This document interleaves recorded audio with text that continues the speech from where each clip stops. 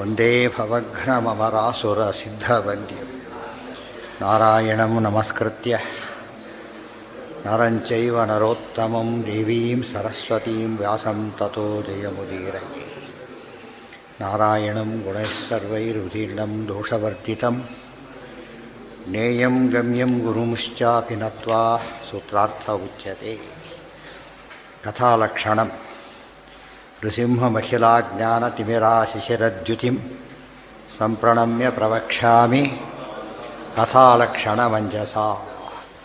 ವಾದೋ ಜಲ್ಪೋ ವಿತಂಡೇತಿ ತ್ರಿವಿಧಾ ವಿದುಷಾಂ ಕಥಾ ತತ್ವನಿರ್ಣಯಮುದ್ದಿಶ್ಯ ಕೇವಲಂ ಗುರುಶಿಷ್ಯಯೋಃ ಕಥಾ ಅನ್ಯೇಷಾಮಪಿ ಸತಾಂ ವಾದೋ ವಾ ಸಮಿತೇಃ ಶುಭಾ. ಖ್ಯಾತ್ಯಾದ್ಯರ್ಥಂ ಸ್ಪರ್ಧಯಾ ವಾ ಸತಾಂ ಜಲ್ಪ ಇತೀರ್ಯತೆ. ಇಷ್ಟಾಗಿತ್ತು. ವಾದ ಜಲ್ಪ ವಿತಂಡ ಅಂಥೇಳಿ ಕಥಾ ಮೂರು ವಿಧ. ವಿದುಷಾಂ ಕಥಾ ಅಂಥೇಳಿದ್ದರಿಂದ ವಿದ್ವಾಂಸರ ಮಧ್ಯೆ ನಡೀತಕ್ಕಂಥ ಕಥೆಯ ಹೊರತು ಸಾಮಾನ್ಯರ ಮಧ್ಯೆ ನಡೀತಕ್ಕಂಥದ್ದಲ್ಲ. ತತ್ವನಿರ್ಣಯವನ್ನೇ ಗುರಿಯಾಗಿಟ್ಟುಕೊಂಡು ಗುರು ಶಿಷ್ಯರ ಮಧ್ಯೆ ಅಥವಾ ಸಭೆಗೆ ಅನುಕೂಲವಾಗಲಿ ಅಂಥೇಳಿ ಅಥವಾ ಸಜ್ಜನರ ಮಧ್ಯೆ ಪರಸ್ಪರ ನಡೆದಂಥ ಕಥೆಗೆ ಏನಂತ ಕರೀತಾರೆ? ವಾದ ಅಂತ ಕರೀತಾರೆ. ಖ್ಯಾತಿ ಮೊದಲಾದವುಗಳಿಗೋಸ್ಕರವಾಗಿ ಸ್ಪರ್ಧೆಗೋಸ್ಕರವಾಗಿ ಮಾಡಿದರೆ ಅದನ್ನು ಜಲ್ಪ ಅಂತ ಸತಾಂ ಸಜ್ಜನರ ಮಧ್ಯೆ ಆದರೂ ಕೂಡ ಅದೇನದು ಜಲ್ಪ. ಅಲ್ಲಿ ತತ್ವನಿರ್ಣಯ ಇಲ್ಲ. ಅಕಸ್ಮಾತ್ ಆಗ್ಬೋದು, ಆಗಬಾರ್ದು ಅಂತೇನಿಲ್ಲ. ಆಗಬಾರ್ದು ನಿಯಮ ಇಲ್ಲ. ಇಲ್ಲಿ ನಿಯಮ ಇದೆ. ಯಾವುದರಲ್ಲಿ? ವಾದಕಥೆಯಲ್ಲಿ ತತ್ವನಿರ್ಣಯ ಆಗಲೇಬೇಕು ಅಂತ ನಿಯಮ ಇದೆ. ಆದರೆ ವಾದಕಥೆ ಜಲ್ಪಕಥೆಯಲ್ಲಿ ಆಗಬಹುದು, ಆಗದೇ ಇರಬಹುದು. ಅದರಲ್ಲಿ ಖ್ಯಾತಿ ಇತ್ಯಾದಿಗಳು ಮುಖ್ಯನೇ ಹೊರತು ಯಾವುದು ಮುಖ್ಯ ಅಲ್ಲ. ತತ್ವನಿರ್ಣಯ ಮುಖ್ಯ ಅಲ್ವೇ ಅಲ್ಲ. ವಿತಂಡಾತು ಸತಾಂ ಅನ್ಯೈಹಿ ತತ್ವಮೇಷು ನಿಗುಹಿತಂ. ಇನ್ನು ವಿತಂಡ ಇದೆ. ಸತಾಂ ಅನ್ಯೈಹಿ ಸಜ್ಜನರಿಗೂ ಸಜ್ಜನರು ಅಲ್ಲದೇ ಇದ್ದವರಿಗೂ ಏನು ನಡೆಯುತ್ತಲ್ಲ ಅದೇನದು?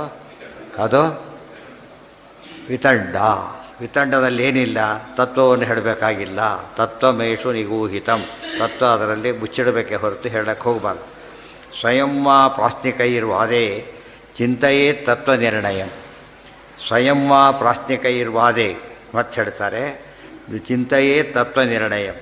ಸ್ವತಃ ತಾನು ಪ್ರಾಸ್ನಿಕೈಹಿ ಜಡ್ಜಸ್ ಇರ್ತಾರೆ, ಜೊತೆಗೆ ತತ್ವನಿರ್ಣಯವನ್ನು ಮಾಡ್ಕೋಬಹುದು. ಅಂದರೆ ಯಾರೂ ಹೇಳೋಕ್ಕಾಗದೆ ಹೋದ ಕಾಲಕ್ಕೆ ಪ್ರಾಸ್ನಿಕರಿರ್ತಾರೆ, ಯಾವುದು ಇದರೊಳಗೆ ಬೇರೆದರೊಳಗೆ. ಆದರೆ ಇದರಲ್ಲಿ ಇಲ್ಲದೆ ಹೋದ್ರು ಕೂಡ ಅಕಸ್ಮಾತ್ ದೊಡ್ಡವರು ಬಂದರೆ ಇಬ್ಬರು ಮಾತಾಡ್ತಾ ಕೂತಿರ್ತಾರೆ, ತೀರ್ಮಾನ ಆಗ್ತಾಯಿಲ್ಲ. ಅದು ದೊಡ್ಡವ್ರು ಯಾರೋ ಬಂದರು, ಅವ್ರನ್ನ ಕೇಳಬಹುದು. ಅವ್ರು ಉತ್ತರ ಕೊಟ್ಟರೆ ಬೋಧೋಯ್ತು ಅದಕ್ಕೆ. ನೀವು ಪ್ರವೇಶ ನಾವಿಬ್ಬರೇ ಅಲ್ಲಿ ಜಲ್ಪದಲ್ಲಿ ಹಾಗಲ್ಲ, ಇನ್ನೊಬ್ಬರು ಎಂಟ್ರಾಗಿಲ್ಲ. ಜಲ್ಪದಲ್ಲಿ ಅವರಿಬ್ಬರೇ ಮಾತಾಡಬೇಕೆ ಹೊರತು ಮಧ್ಯದವರು ಬೇರೆಯವರು ಪ್ರವೇಶ ಇಲ್ಲ. ಇಲ್ಲಿ ಹಾಗಲ್ಲ. ಇವು ಡಿಸ್ಕಸ್ ಇನ್ನೊಬ್ರು ಯಾರೋ ದೊಡ್ಡವರು ಬಂದರು, ಕೇಳಿದ ತಕ್ಷಣ ಉತ್ತರ ಕೊಟ್ಟರೆ ಬೋಧೋಯ್ತು. ಎಂಟ್ರಾಗಬಾರ್ದು ಅಂತಿಲ್ಲ. Very important. ಅದು ಇವೆಲ್ಲ ಅರ್ಥ ಮಾಡಿಕೊಂಡ್ರೆ ತತ್ವದೇಳಕ್ಕೆ ಪ್ರಾಧಾನ್ಯ ಇದೆ ಗೊತ್ತಾಗುತ್ತೆ. ವಿಷ್ಣು ಭಕ್ತಿ ಇಷ್ಟೆಲ್ಲ ಹೇಳಿ ಸಜ್ಜನರ ಮಧ್ಯೆ ಬೇರೆಯವ್ರ ಮಧ್ಯೆ ಅಂತ ಹೇಳಿದ್ರಲ್ಲ, ಸಜ್ಜನರು ಅಂದರೆ ಯಾರು ಅಂತ ಪ್ರಶ್ನೆ. ಸಜ್ಜನರು ಅಂದರೆ ಯಾರು ಗೊತ್ತಾಯ್ತಾ? ಭಾರಿ ಒಳ್ಳೆಯದು. ಅವನಂತ ಹುಡುಗನೇ ಇಲ್ಲ, ಸಂಧ್ಯಾನೆ ಮಾಡಲ್ಲ, ದೇವ್ರ ಮಾಡಲ್ಲ, ಅಷ್ಟೇ. ಭಾಳ ಫೈನ್. ಎಷ್ಟೋದರೆ ಖುಷಿಯಿಂದ ಹೇಳ್ತಾರೆ, ಹೆಮ್ಮೆಯಿಂದ ಹೇಳ್ತೇವೆ ಅಂತ ಹೇಳ್ತಾರೆ. ಅಂದರೆ ಅವ್ರಿಗೆ ಏನಿದೆ ದೇಶಭಕ್ತಿ ಒಂದಿಲ್ಲ, ಎಲ್ಲ ಇದೆ ಅಂದರೆ ಹಾಗೆ ಅದು ಅರ್ಥ ಆಗುತ್ತೆ ನಮಗೆ. ದೇಶಭಕ್ತಿ ಇಲ್ಲ, ಎಲ್ಲ ಮಾಡ್ತಾರೆ ಅಂದರೆ ಟೆರರಿಸ್ಟ್ ಅಂತ ಆಗ್ತಾನೆ ಅಷ್ಟೇ. ವಿಷ್ಣು ಭಕ್ತಿ ಇಲ್ಲದೆ ಹೋದರೆ ಎಷ್ಟೇ ಪಾಂಡಿತ್ಯಾದಿಗಳಿದ್ದರೂ ಕೂಡ ಏನಾಗಲ್ಲ, ಅದು ಸಜ್ಜನರಾಗಿ ಸಾಧ್ಯ ಇಲ್ಲ. ವಿಷ್ಣು ಭಕ್ತಿರ್ಹಿ ಸರ್ವೇಷಾಂ ಸದ್ಗುಣಾನಾಂ ಸ್ವಲಕ್ಷಣ. ದೇಶಭಕ್ತಿ ಅಟೆಂಡರ್, ದೇಶಭಕ್ತಿ ಮಂತ್ರಿ, ದೇಶಭಕ್ತಿ ಅಧಿಕಾರಿ, ದೇಶಭಕ್ತಿ ಕಾಮನ್, ಎಲ್ಲದಕ್ಕೂ ಕಾಮನ್. ಯಾವುದು ದೇಶಭಕ್ತಿ ಇರಬಾರ್ದು ಅಂತ ಕೇಳಾಗಿಲ್ಲ, ಪ್ರತಿಯೊಂದಕ್ಕೂ ಇರಬೇಕದು ಗೊತ್ತಾಯಿತು. ಬರೀ ಸಿಟಿಸನ್ ಆಗ್ಲಿಕ್ಕೂ ಬೇಕು, ಏನೂ ಕೆಲಸ ಇಲ್ಲ. ಸಿಟಿಸನ್ ಆಗ್ಲಿಕ್ಕೂ ಏನು ಬೇಕು ಅವನಿಗೆ? ದೇಶಭಕ್ತಿ ಬೇಕು. ಅದೇ ವಿಷ್ಣು ಭಕ್ತಿ ಎಂಬುದೇನದು ಬೇಸಿಕ್ ಕ್ವಾಲಿಟಿ. ಅದಿಲ್ಲದೆ ಹೋಗಿಬಿಟ್ರೆ ಉಳಿದು ಯಾವುದೂ ಕೌಂಟ್ ಆಗೋದಿಲ್ಲ. ಸರಿಯಾಗಿ ನೆನ್ಪಿಟ್ಕೋಬೇಕು. ದೇವಭಕ್ತಿ ಅತ್ಯಂತ ಮುಖ್ಯವಾದದ್ದು. ದೇವ ಅಂದರೆ ವಿಷ್ಣು, ದೇವಂ ನಾರಾಯಣಂ ನತ್ವ. ಆದ್ದರಿಂದ ವಿಷ್ಣು ಭಕ್ತಿರ್ಹಿ ಸರ್ವೇಷಾಂ ಸದ್ಗುಣಾನಾಂ ಸ್ವಲಕ್ಷಣ. ಸ್ವಲಕ್ಷಣಂ ಅಂದ್ರೇನು ಬಂದಿದೆ ಪ್ರಮಾಣ ಸ್ವಲಕ್ಷಣಂ. ಸ್ವಲಕ್ಷಣಂ ಅಂದ್ರೇನು? ಅವ್ಯಭಿಚರಿತ ಲಕ್ಷಣಂ, ಅತ್ಯಂತ ಖಚಿತವಾದಂಥ ಲಕ್ಷಣ. ಉಳಿದು ಕೈ ಕೊಡ್ಬೋದು, ಅದು ಕೈ ಭಾಳ ಯಜ್ಞ ಮಾಡ್ತಾನೆ ಅವೆಲ್ಲ ಮೋಸ ಆಗ್ಬೋದು. ಭಾರಿ ದಾನ ಅದು ಮೋಸ ಆಗ್ಬೋದು. ಯಾವುದು ಮೋಸ ಆಗೋದಿಲ್ಲ, ವಿಷ್ಣು ಭಕ್ತಿ ಮಾತ್ರ ಮೋಸ ಅಲ್ಲ. ಅದಕ್ಕೆ ಡೆಸಿಸಿವ್ ಫ್ಯಾಕ್ಟರ್ ವಿಷ್ಣು ಭಕ್ತಿ ಎಂಬುದೇನೋ ಡೆಸಿಸಿವ್. ದೇಶಭಕ್ತಿ ಹೊಂದಿದೆ ಅಂದರೆ ಅವನ್ನ ಏನು ಮಾಡ್ಬೋದು ನಾವು? ಗೌರವಿಸ್ಬೋದು. ದೇಶಭಕ್ತಿ ಒಂದೇ ಕಾರಣ ಗೌರವಿಸ್ಬೋದು, ಇನ್ನೇನು ಇಲ್ಲದ ಹೋದಪ್ಪ ದೇಶಕ್ಕೋಸ್ಕರ ಮಾಡಿದೆ. ಇದು ಅರ್ಥ ಮಾಡಿಕೊಂಡ್ರೆ ದೇವರಿಗೋಸ್ಕರ ಮಾಡದೆ ಅನ್ನೋ ಕಾನ್ಸೆಪ್ಟ್ ಇದ್ದರೆ ಅದಕ್ಕಿಂತ ದೊಡ್ಡವಾದ ಗುಣ ಮತ್ತೊಂದಿಲ್ಲ. ಎಲ್ಲ ಗುಣಗಳು ಕೌಂಟ್ ಆಗೋದು ಯಾವಾಗ ಅದಿದ್ದರೆ. ಅದಿಲ್ಲದೆ ಹೋದ್ರೇನು ಯಾವ ಗುಣನೂ ಕೌಂಟ್ ಆಗೋದು. ಸರ್ವೇಷಾಂ ಸದ್ಗುಣಾನಾಂ, ಬರೀ ಗುಣ ಅಲ್ಲ, ಸದ್ಗುಣಾನಾಂ ಸ್ವಲಕ್ಷಣಂ. ಸತ್ ಎಂಬುದಕ್ಕೆ ಸದಿತಿ ಬ್ರಹ್ಮ, ಸದಿತಿ ಪ್ರಾಣ. ಯಾರು ವೈಷ್ಣವರು ಅಂತ ಖಚಿತವಾಗಬೇಕಾದ್ರೆ ವಿಷ್ಣು ಭಕ್ತಿಯವರಲ್ಲಿ ಇರಲೇಬೇಕು. ಸ್ವಲಕ್ಷಣಂ, ಯಾವ ದೇಶದವರು ಕೂಡ ದೇಶಭಕ್ತಿ ಮಾಡಬೇಕಾಗಿಲ್ಲ ಅಂತ ಹೇಳೋದಿಲ್ಲ, ಫಸ್ಟ್ ಅದನ್ನು ಹೇಳೋದು. ಆದ್ದರಿಂದ ಯಾಕೆ ಆ ದೇಶ ಉಳಿಬೇಕಾದ್ರೆ ಅದೊಂದೇ, ಬೇರೆ ದಾರಿ ಇಲ್ಲ. ಹಾಂ ಅಲ್ಲ, ಅದು ಬೇರೆ. ವಿಷ್ಣು ಭಕ್ತರಲ್ಲಿ ಎಲ್ಲ ತತ್ವ ಗೊತ್ತಿರಬೇಕು ಅಂತೇನಿದೆ? ವಿಷ್ಣು ತತ್ವ ಒಂದೇ ಗೊತ್ತಿದ್ದರೆ ಸಾಲದು, ಎಲ್ಲ ತತ್ವನೂ ಗೊತ್ತಿರಬೇಕು. ಬೇಸಿಕ್ ವಿಷ್ಣು ತತ್ವ ಗೊತ್ತಿದೆ ಅವನಿಗೆ, ಗೊತ್ತಾಯ್ತಾ? ಆದರೆ ಉಳಿದ ತತ್ವ ತಿಳ್ಕೊಳ್ಳೋಕೆ ಹೋಗ್ತಾನೆ, ತಪ್ಪೇನಾದ್ರೆ ಗೀತಾ ಅರ್ಥ ಆಗಿದೆ, ಪದಕ್ಕೆ ಇನ್ನೊಂದು ಅರ್ಥ ಕೇಳಿ ಹೇಳ್ಬೋದು. ವೈಷ್ಣವ ಅಲ್ಲ, ಹಾಗಿರ್ ವಾಯುದೇವರೊಬ್ಬರು ವೈಷ್ಣವ, ಬೇರೆಯವ್ರು ಯಾರು ವಿಷ್ಣು ಭಕ್ತರೇ ಆಗೋದಿಲ್ಲ. ಉಳಿದವ್ರಿಗೆಲ್ಲ ತಿಳ್ಕೊಬೇಕಂತ ಅಪೇಕ್ಷೆ ಇದೆ, ಮತ್ತು ಎಲ್ಲ ತಿಳ್ಕೊಳ್ಳೋ ಶಕ್ತಿನೂ ಯಾರಿಗೂ ಇಲ್ಲ ಈ ಮಧ್ಯೆ. ಎಷ್ಟೋ ತತ್ವಗಳು ಗೊತ್ತಾಗಿಲ್ಲ ಅಂತ ಹೇಳಬೇಕೆ ಹೊರತು ಎಲ್ಲ ತಿಳ್ಕೊಂಡಿದ್ದೀವಿ ಅಂತ ಹೇಳೋದಕ್ಕೆ ಯಾರ ಕೈಯಲ್ಲೂ ಸಾಧ್ಯ ಇಲ್ಲ. ವಿಷ್ಣು ಸರ್ವೋತ್ತಮತ್ವ, ಇವೆಲ್ಲ ಗೊತ್ತಿದೆ ಅಂತ ಹೇಳ್ಬೋದು ಅಷ್ಟೇ ಹೊರತು ಮೈನ್ಯೂಟ್ ಡೀಟೇಲ್ಸ್ ಕೇಳಿದ್ರೆ ಗೊತ್ತಾಗಲಿಕ್ಕೆ ಸಾಧ್ಯ ಇಲ್ಲ. ಅದು ಮೇಲೆ ಹೋಗ್ತಾ ಏನಾಗುತ್ತದ ಹೆಚ್ಚು ಕ್ಲಾರಿಟಿ ಇರುತ್ತೆ ಕಡಿದವ್ರಿಗೆ ಅಂತ ಹೇಳಿದ್ದಾರೆ. ಯೋಗಿ ಜ್ಞಾನ ಎಷ್ಟಿರುತ್ತೆ ಅಂತ ಹೇಳಿದ್ದಾರೆ ಈಗಾಗಲೇ. ಏಕೋವಾ ಬಹವೋಸ್ಯ ವಾಸ್ಯು. ಇಷ್ಟು ಒಂದನೇ ಕ್ಲಾಸ್ನವರು ಸ್ಟೂಡೆಂಟೇ, ಪಾಸ್ ಅಂದರೆ ಪಾಸ್ ಅದರಲ್ಲಿ, ಪ್ರೈಮರಿ ಸ್ಕೂಲ್ ಪಾಸ್ ಅಷ್ಟೇ. ಅವನು AS ಅಲ್ಲ, ಆದರೂ ಕೂಡ ಏನೋದು ಎಜುಕೇಟೆಡ್, ಆ ಎಜುಕೇಷನ್ ಇದೆ. SLCನೂ ಒಂದು ಎಜುಕೇಷನ್ ಇದೆ. ಆ ದೃಷ್ಟಿಯಲ್ಲಿ ವಿಷ್ಣು ಭಕ್ತಿಯಲ್ಲಿ ಕಾಮನ್ ಇರಬೇಕು. ಬಟ್ ಏನಿರಬೇಕಲ್ಲಿ ಉಳಿದ ಗುಣಗಳಲ್ಲಿ ಯೋಗ್ಯತೆ ತಕ್ಕಂತೆ ಬರುತ್ತೆ. ಪೃಷ್ಠೇನಾಗಮ ಏವಾದೋ ಸದ್ಗುಣಾನಾಂ ಇದನ್ನೆಲ್ಲ ಅರ್ಥ ಮಾಡ್ಕೊಂಡು ನಾವೇನು ಮಾಡಬೇಕೀಗ? ನಾಮಲ್ಲಿ ಯೋಚನೆ ಮಾಡಬೇಕಾದ್ರೆ ಅದ್ರ ಮಾರ್ತೇನೆ ಭಾರಿ ದೊಡ್ಡವು, ನಾವೆಲ್ಲ ಕೌಂಟ್ ಆಗೋದಿಲ್ಲ. ದೇವರಲ್ಲಿ ಭಕ್ತಿ ಇದೆ ಅದು ಹೇಳಬೇಕು ಫಸ್ಟ್. ದೇವರಲ್ಲಿ ಭಕ್ತಿ ಒಂದು ಇಲ್ಲದೆ ಹೋದರೆ ಎಷ್ಟೇ ಗುಣಗಳಿದ್ದರೂ ಕೂಡ ಅದಕ್ಕೇನು ಯಾವ ಮಹತ್ವನೂ ಇಲ್ಲ. ಅದೊಂದಿದ್ದರೆ ತಕ್ಷಣ ಶುರುವಾಗುತ್ತೆ ಮಹತ್ವ ಬರಲಿಕ್ಕೆ. ವಿಷ್ಣು ಭಕ್ತಿ ಒಂದಿತ್ತು ಅಂದರೆ ಎಲ್ಲ ಹೇಳ್ಬೋದಾಗ. ಅದು ಹೀ ಅಂತ ಅದಕ್ಕೆ ಹೇಳೋದು ಪ್ರಸಿದ್ಧ. ಹೀ ಅಂತ ಶಬ್ದಕ್ಕೆ ಏನರ್ಥ? ಹೀ ಪ್ರಸಿದ್ಧವು ಅಂತಲೇ ಇರೋದು. ಅದು ಎಲ್ಲ ಶಾಸ್ತ್ರಗಳನ್ನು ತೆಗೆದು ನೋಡಿದಾಗಲೂ ಗೊತ್ತಾಗೋದು ಅದು ಒಂದೇ. ಸರ್ವೇಷಾಂ ಸದ್ಗುಣಾನಾಂ ಸ್ವಲಕ್ಷಣಂ. ವಿಷ್ಣು ಭಕ್ತಿ ಅಂತ ಹೇಳಿದ ತಕ್ಷಣ ಇನ್ನೊಂದೇನು ಸೇರುತ್ತೆ? ಭಕ್ತಿಗೆ ಏನಿರಬೇಕು? ಯಾವಾಗಲೂ ಜ್ಞಾನ ಇರಬೇಕು, ಗೊತ್ತಾಯ್ತಾ? ಜ್ಞಾನ ವೃದ್ಧಿ ಆಗ್ತಾ ಹೋಗುತ್ತೆ, ಭಕ್ತಿನೂ ವೃದ್ಧಿ ಆಗ್ತಾ ಹೋಗುತ್ತೆ. ಜ್ಞಾನ ಭಕ್ತಿಯು ಡೈರೆಕ್ಟ್ಲಿ ಪ್ರಪೋರ್ಷನಲ್. ಅದು ಜ್ಞಾನ ಹೆಚ್ಚಿದಷ್ಟು ಯಾವ್ದು ಜಾಸ್ತಿ ಆಗುತ್ತೆ? ಭಕ್ತಿ ಹೆಚ್ಚಿದೆ ಅಂದರೆ ಜ್ಞಾನ ಹೆಚ್ಚಿದೆ ಅಂತ. ಇದೇ ತಾರತಮ್ಯ. ವಾಯುದೇವರಿಗಿಂತ ಮಹಾಲಕ್ಷ್ಮಿ ಶ್ರೇಷ್ಠರು ಅಂದರೆ ಅವ್ರ ಭಕ್ತಿ ಭಾರಿ ಜಾಸ್ತಿ ಅಂತ ಅರ್ಥ. ಗರುಡಶ್ರೇಷ್ಠ ರುದ್ರದೇವರಿಗಿಂತ ಸರಸ್ವತಿ ಭಾರತೀಯರು ಶ್ರೇಷ್ಠ ಅಂದರೆ ಅವ್ರ ಜ್ಞಾನವೂ ಶ್ರೇಷ್ಠ, ಅವ್ರ ಭಕ್ತಿನೂ ಶ್ರೇಷ್ಠ ಅಂತ. ಇವಾಗ ಆಫೀಸ್ ಜಾಸ್ತಿ ಆದರೆ ಸಂಬಳನೂ ಜಾಸ್ತಿ ಬರುತ್ತೋ ಇಲ್ವೋ? ದೊಡ್ಡ ಓದು, ದೊಡ್ಡ ಕೆಲಸ, ದೊಡ್ಡ ಸಂಬಳ, ಮ್ಯಾಚಿಂಗ್ ಬರುತ್ತೆ. ಕಡಿಮೆ ಸಂಬಳ ಕೊಟ್ಟು ದೊಡ್ಡ ಕೋರ್ಸ್ ಅಂದರೆ ಅರ್ಥ ಇಲ್ಲ ಅದಕ್ಕೆ. ದೊಡ್ಡ ಕೋರ್ಸ್ ಏನು ಸಿಗಬೇಕು? ಅದಕ್ಕೆ ತಕ್ಕಂತೆ ಹೆಚ್ಚು ಸ್ಯಾಲ್ರಿ ಇರಲೇಬೇಕು. ಆ ಸ್ಯಾಲ್ರಿ ಎಂಬುದು ಇದಿದ್ದಾಗ ಲೆಕ್ಕ, ಮನಿ, ಧನ, ಜ್ಞಾನ ಧನ. ಭಕ್ತಿ ಎಂಬುದೇನೋ ಹಿಂದೆ ಬರತಕ್ಕಂಥ ಶ್ರದ್ಧೆಯಿಂದ ಮಾಡೋ ಕೆಲಸ. ಎರಡಿದ್ದರೆ ಬಿಟ್ಟು ಇನ್ನೇನು ಕೌಂಟ್ ಆಗಲ್ಲ. ಇದು ಒತ್ತಿ ಹೇಳಬೇಕಾಗ ಆಗ ಎಲ್ಲರೂ ಚೇಂಜ್ ಆಗ್ತಾರೆ. ಅದು ಸೆಕೆಂಡ್ರಿ ಪಾಯಿಂಟ್ ಮಾಡೋ ವಿಷ್ಣು ಭಕ್ತಿ ಇರೋದು ಬಿಟ್ಟು ಅದೇನು ದೊಡ್ಡದಲ್ಲ, ಭಾರಿ ಬುದ್ಧಿವಂತ ಅದನ್ನು ಹೇಳಿ ಅಂತ ಕೇಳಿದರೆ. ಟೆರ್ರಿಸ್ಟ್ ಯಾರೂ ದಡ್ಡರಲ್ಲಿ ನೆನ್ಪಿಟ್ಕೊಳ್ಳಿ, ಯಾವ ಟೆರ್ರಿಸ್ಟು ದಡ್ಡ ಅಲ್ಲ. ಟೆರ್ರಿಸ್ಟ್ ಆಗ್ಬೇಕಾದ್ರೆ ಏನಿರಬೇಕು? ಅವನಿಗೆ ಭಾರಿ ಬುದ್ಧಿ ಇರಬೇಕು. ಬಟ್ ಇವನಷ್ಟು ರಿಸ್ಕ್ ಯಾರು ತೊಗೊಳಕ್ಕಾಗಲ್ಲ. ಸಾಮಾನ್ಯ ಸಿಟಿಜನ್ ಸಾಯೋ ರಿಸ್ಕ್ ತೊಗೊಳೋದಿಲ್ಲ, ಅವನು ಸೂಯಿಸೈಡ್ ಮಾಡ್ಕೋ ತಯಾರಿರ್ತಾನೋ. ಅವ್ರ ಭಕ್ತಿನೂ ಭಾರಿ ಜಾಸ್ತಿ, ಅವ್ರ ಜ್ಞಾನವೂ ಭಾರಿ ಜಾಸ್ತಿ. ಎಂಥ ಭಕ್ತಿ ಅದು? ದ್ವೇಷದೇ ಭಕ್ತಿ ಅಂತ ತಿಳ್ಕೊಂಡ್ಬಿಡ್ತಾರೆ. ದ್ವೇಷ ಅದು ದ್ವೇಷಿಗಳಿಗಿರೋ ಸಾಧನೆ. ದ್ವೇಷಗಳು ದೊಡ್ಡ ಹೆಸರು ಮಾಡಿದಾಗೆ ಇವ್ರ ಹೆಸರು ಮಾಡೋದು ಕಷ್ಟ, ಭಾರಿ ಇದೆಲ್ಲ. ರಾವಣಾದಿಗಳು ದಡ್ರಲ್ಲ, ಹಿರಣ್ಯಕಶಿಪು ಸೂಪರ್ ಇರಲ್ಲ. ಎಲ್ಲಿ ಅಮುಕ್ತ ಸ್ಥಾನ ವೈಕುಂಠಕ್ಕೆ ಹೋಗ್ತಾ ಇತ್ತು ಅವ್ರಿಗೆ, ಗೊತ್ತಾಯ್ತಾ? ಅಷ್ಟು ಅಡ್ವಾನ್ಸ್ಡ್ ಟೆಕ್ನಾಲಜಿ ಇತ್ತು ಅವರಿಗೆ. ಆದರೆ ಭಕ್ತಿ ಒಂದಿಲ್ಲ, ಎಲ್ಲ ಹೊರಟೋಯ್ತು. ಪೃಷ್ಠೇನಾಗಮ ಏವಾದವು ವಕ್ತವ್ಯ ಭಕ್ತಿ ಹೇಗೆ ಗೊತ್ತಾಗಬೇಕು ನಮಗೆ? ಭಕ್ತಿ ಕಣ್ಣಿಗೆ ಕಾಣೋದಿಲ್ಲ, ಅದು ಜ್ಞಾನವೂ ಕಣ್ಣಿಗೆ ಕಾಣೋದಿಲ್ಲ. ಹೇಗೆ ಗೊತ್ತಾಗುತ್ತೆ? ಅವ್ರು ಹೇಗೆ ನಡ್ಕೊಳ್ತಾರೆ ಅದ್ರ ಮೇಲೆ ಗೊತ್ತಾಗುತ್ತೆ. ದೇವರಲ್ಲಿ ಭಕ್ತಿ ಇದೆ ಅಂದರೆ ದೇವ್ರ ಆರಾಧನೆ ಮಾಡ್ತಾನೆ ಅಂತ ಅರ್ಥ. ದೇವ್ರು ಹೇಳಿದ ಕೇಳ್ತಾನೆ. ಅವನು ಏಕಾಶಿ ಮಾಡೋದಿಲ್ಲ ಅಂತ ಹೇಳಿದ. ನೀನು ದೇವ್ರು ಹೌದು ತೋರಿಸಿದ ವಾಕ್ಯ ಇದೆ, ಓಹ್ ನಂಗೆ ಗೊತ್ತಿದೆಲ್ಲ ಮಾಡ್ತೇನೆ ಅಷ್ಟೇ. ಕಾನ್ಸ್ಟಿಟ್ಯೂಷನ್ ದೇಶಭಕ್ತಿ ಅಂದರೆ ಏನರ್ಥ? ಕಾನ್ಸ್ಟಿಟ್ಯೂಷನ್ ಫಾಲೋ ಮಾಡೋದು ಅಂತ ಅರ್ಥ. ಕಾನ್ಸ್ಟಿಟ್ಯೂಷನ್ ಒಪ್ಪೋದೆಲ್ಲ ದೇಶಭಕ್ತ ಅಂದರೆ ಕಾಂಟ್ರಡಿಕ್ಷನ್, ಅದು ಗೊತ್ತಾಯ್ತಾ? ದೇವ್ರು ಹೇಳಿದ್ರೆ ಮತ್ತೆ ಕೇಳಬೇಕು ಅಂತ ಅರ್ಥ. ಇನ್ನೂ ಮಾಡ್ಲಿಕ್ಕಾಗಲಿಲ್ಲ ಅಂತ ಹೇಳಬೇಕೇ ಹೊರತು ತಪ್ಪು ಹೇಳಿದ್ದಾರೆ ಅಂತ ಹೇಳಬಾರ್ದು. ನನಗೆ ಮಾಡೋಕ್ಕಾಗೋದಿಲ್ಲ. ಅಭಿವಾದನ ಇದೆಯಪ್ಪ, ಸಂಧ್ಯಾನ ಅಭಿವಾದನೆ ಮಾಡಬೇಕು, ಎದ್ದು ನಿಂತ್ಕೊಂಡೇ ಮಾಡಬೇಕು. 85 ವರ್ಷದ ಮುದುಕ, ಕಾಲು ಬೇರೆ ಸರಿಯಿಲ್ಲ, ಎದ್ದು ಹಾಗೆ ಮಾಡಬೇಕು. ಸಂಧ್ಯಾನ ಬಿಡು ಅಂತ ಹೇಳಕ್ಕೆ ಬರೋಲ್ಲ. ಏನು ಮಾಡಬೇಕು ಅವನು? ಕೂತ್ಕೊಂಡೇ ಮಾಡು. ತುಂಬ ದೊಡ್ಡ ಆಸ್ಪತ್ರೆ ನೋಡ್ಲಿಕ್ಕೆ ಹೋಗಿರ್ತಾರೆ, ಪೇಷಂಟ್ ಎದ್ದು ನಮಸ್ಕಾರ ಮಾಡೋಕ್ಕಾಗುತ್ತಾ? ನಮಸ್ಕಾರ ಆಸ್ಪತ್ರೆಗೆ ಯಾಕೆ ಸೇರ್ತಿದ್ದ ಅವನು ಸೇರಾಗಿದ್ದರೆ. ಇವರು ಕೂಡ ನಮಸ್ಕಾರ ಬಿಡಲ್ಲ ಅಂತ ಯಾರು ಅನ್ನೋದಿಲ್ಲ.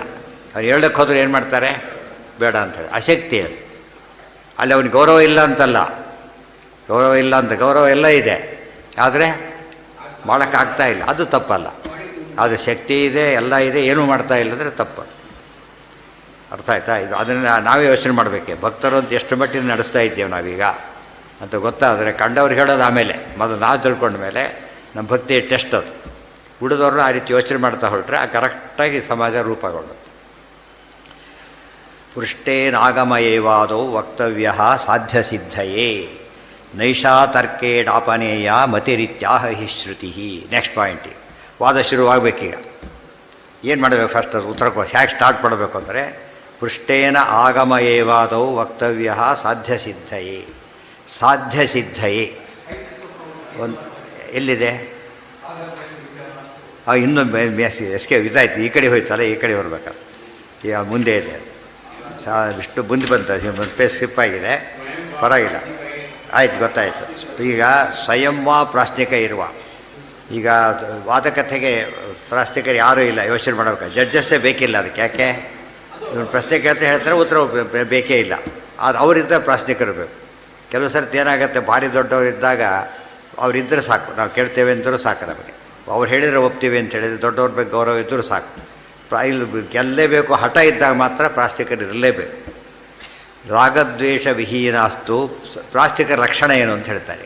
ಪ್ರಾಶ್ನಿಕರು ಅಂದರೆ ಜಡ್ಜಸ್ ಅಂತ ಅರ್ಥ.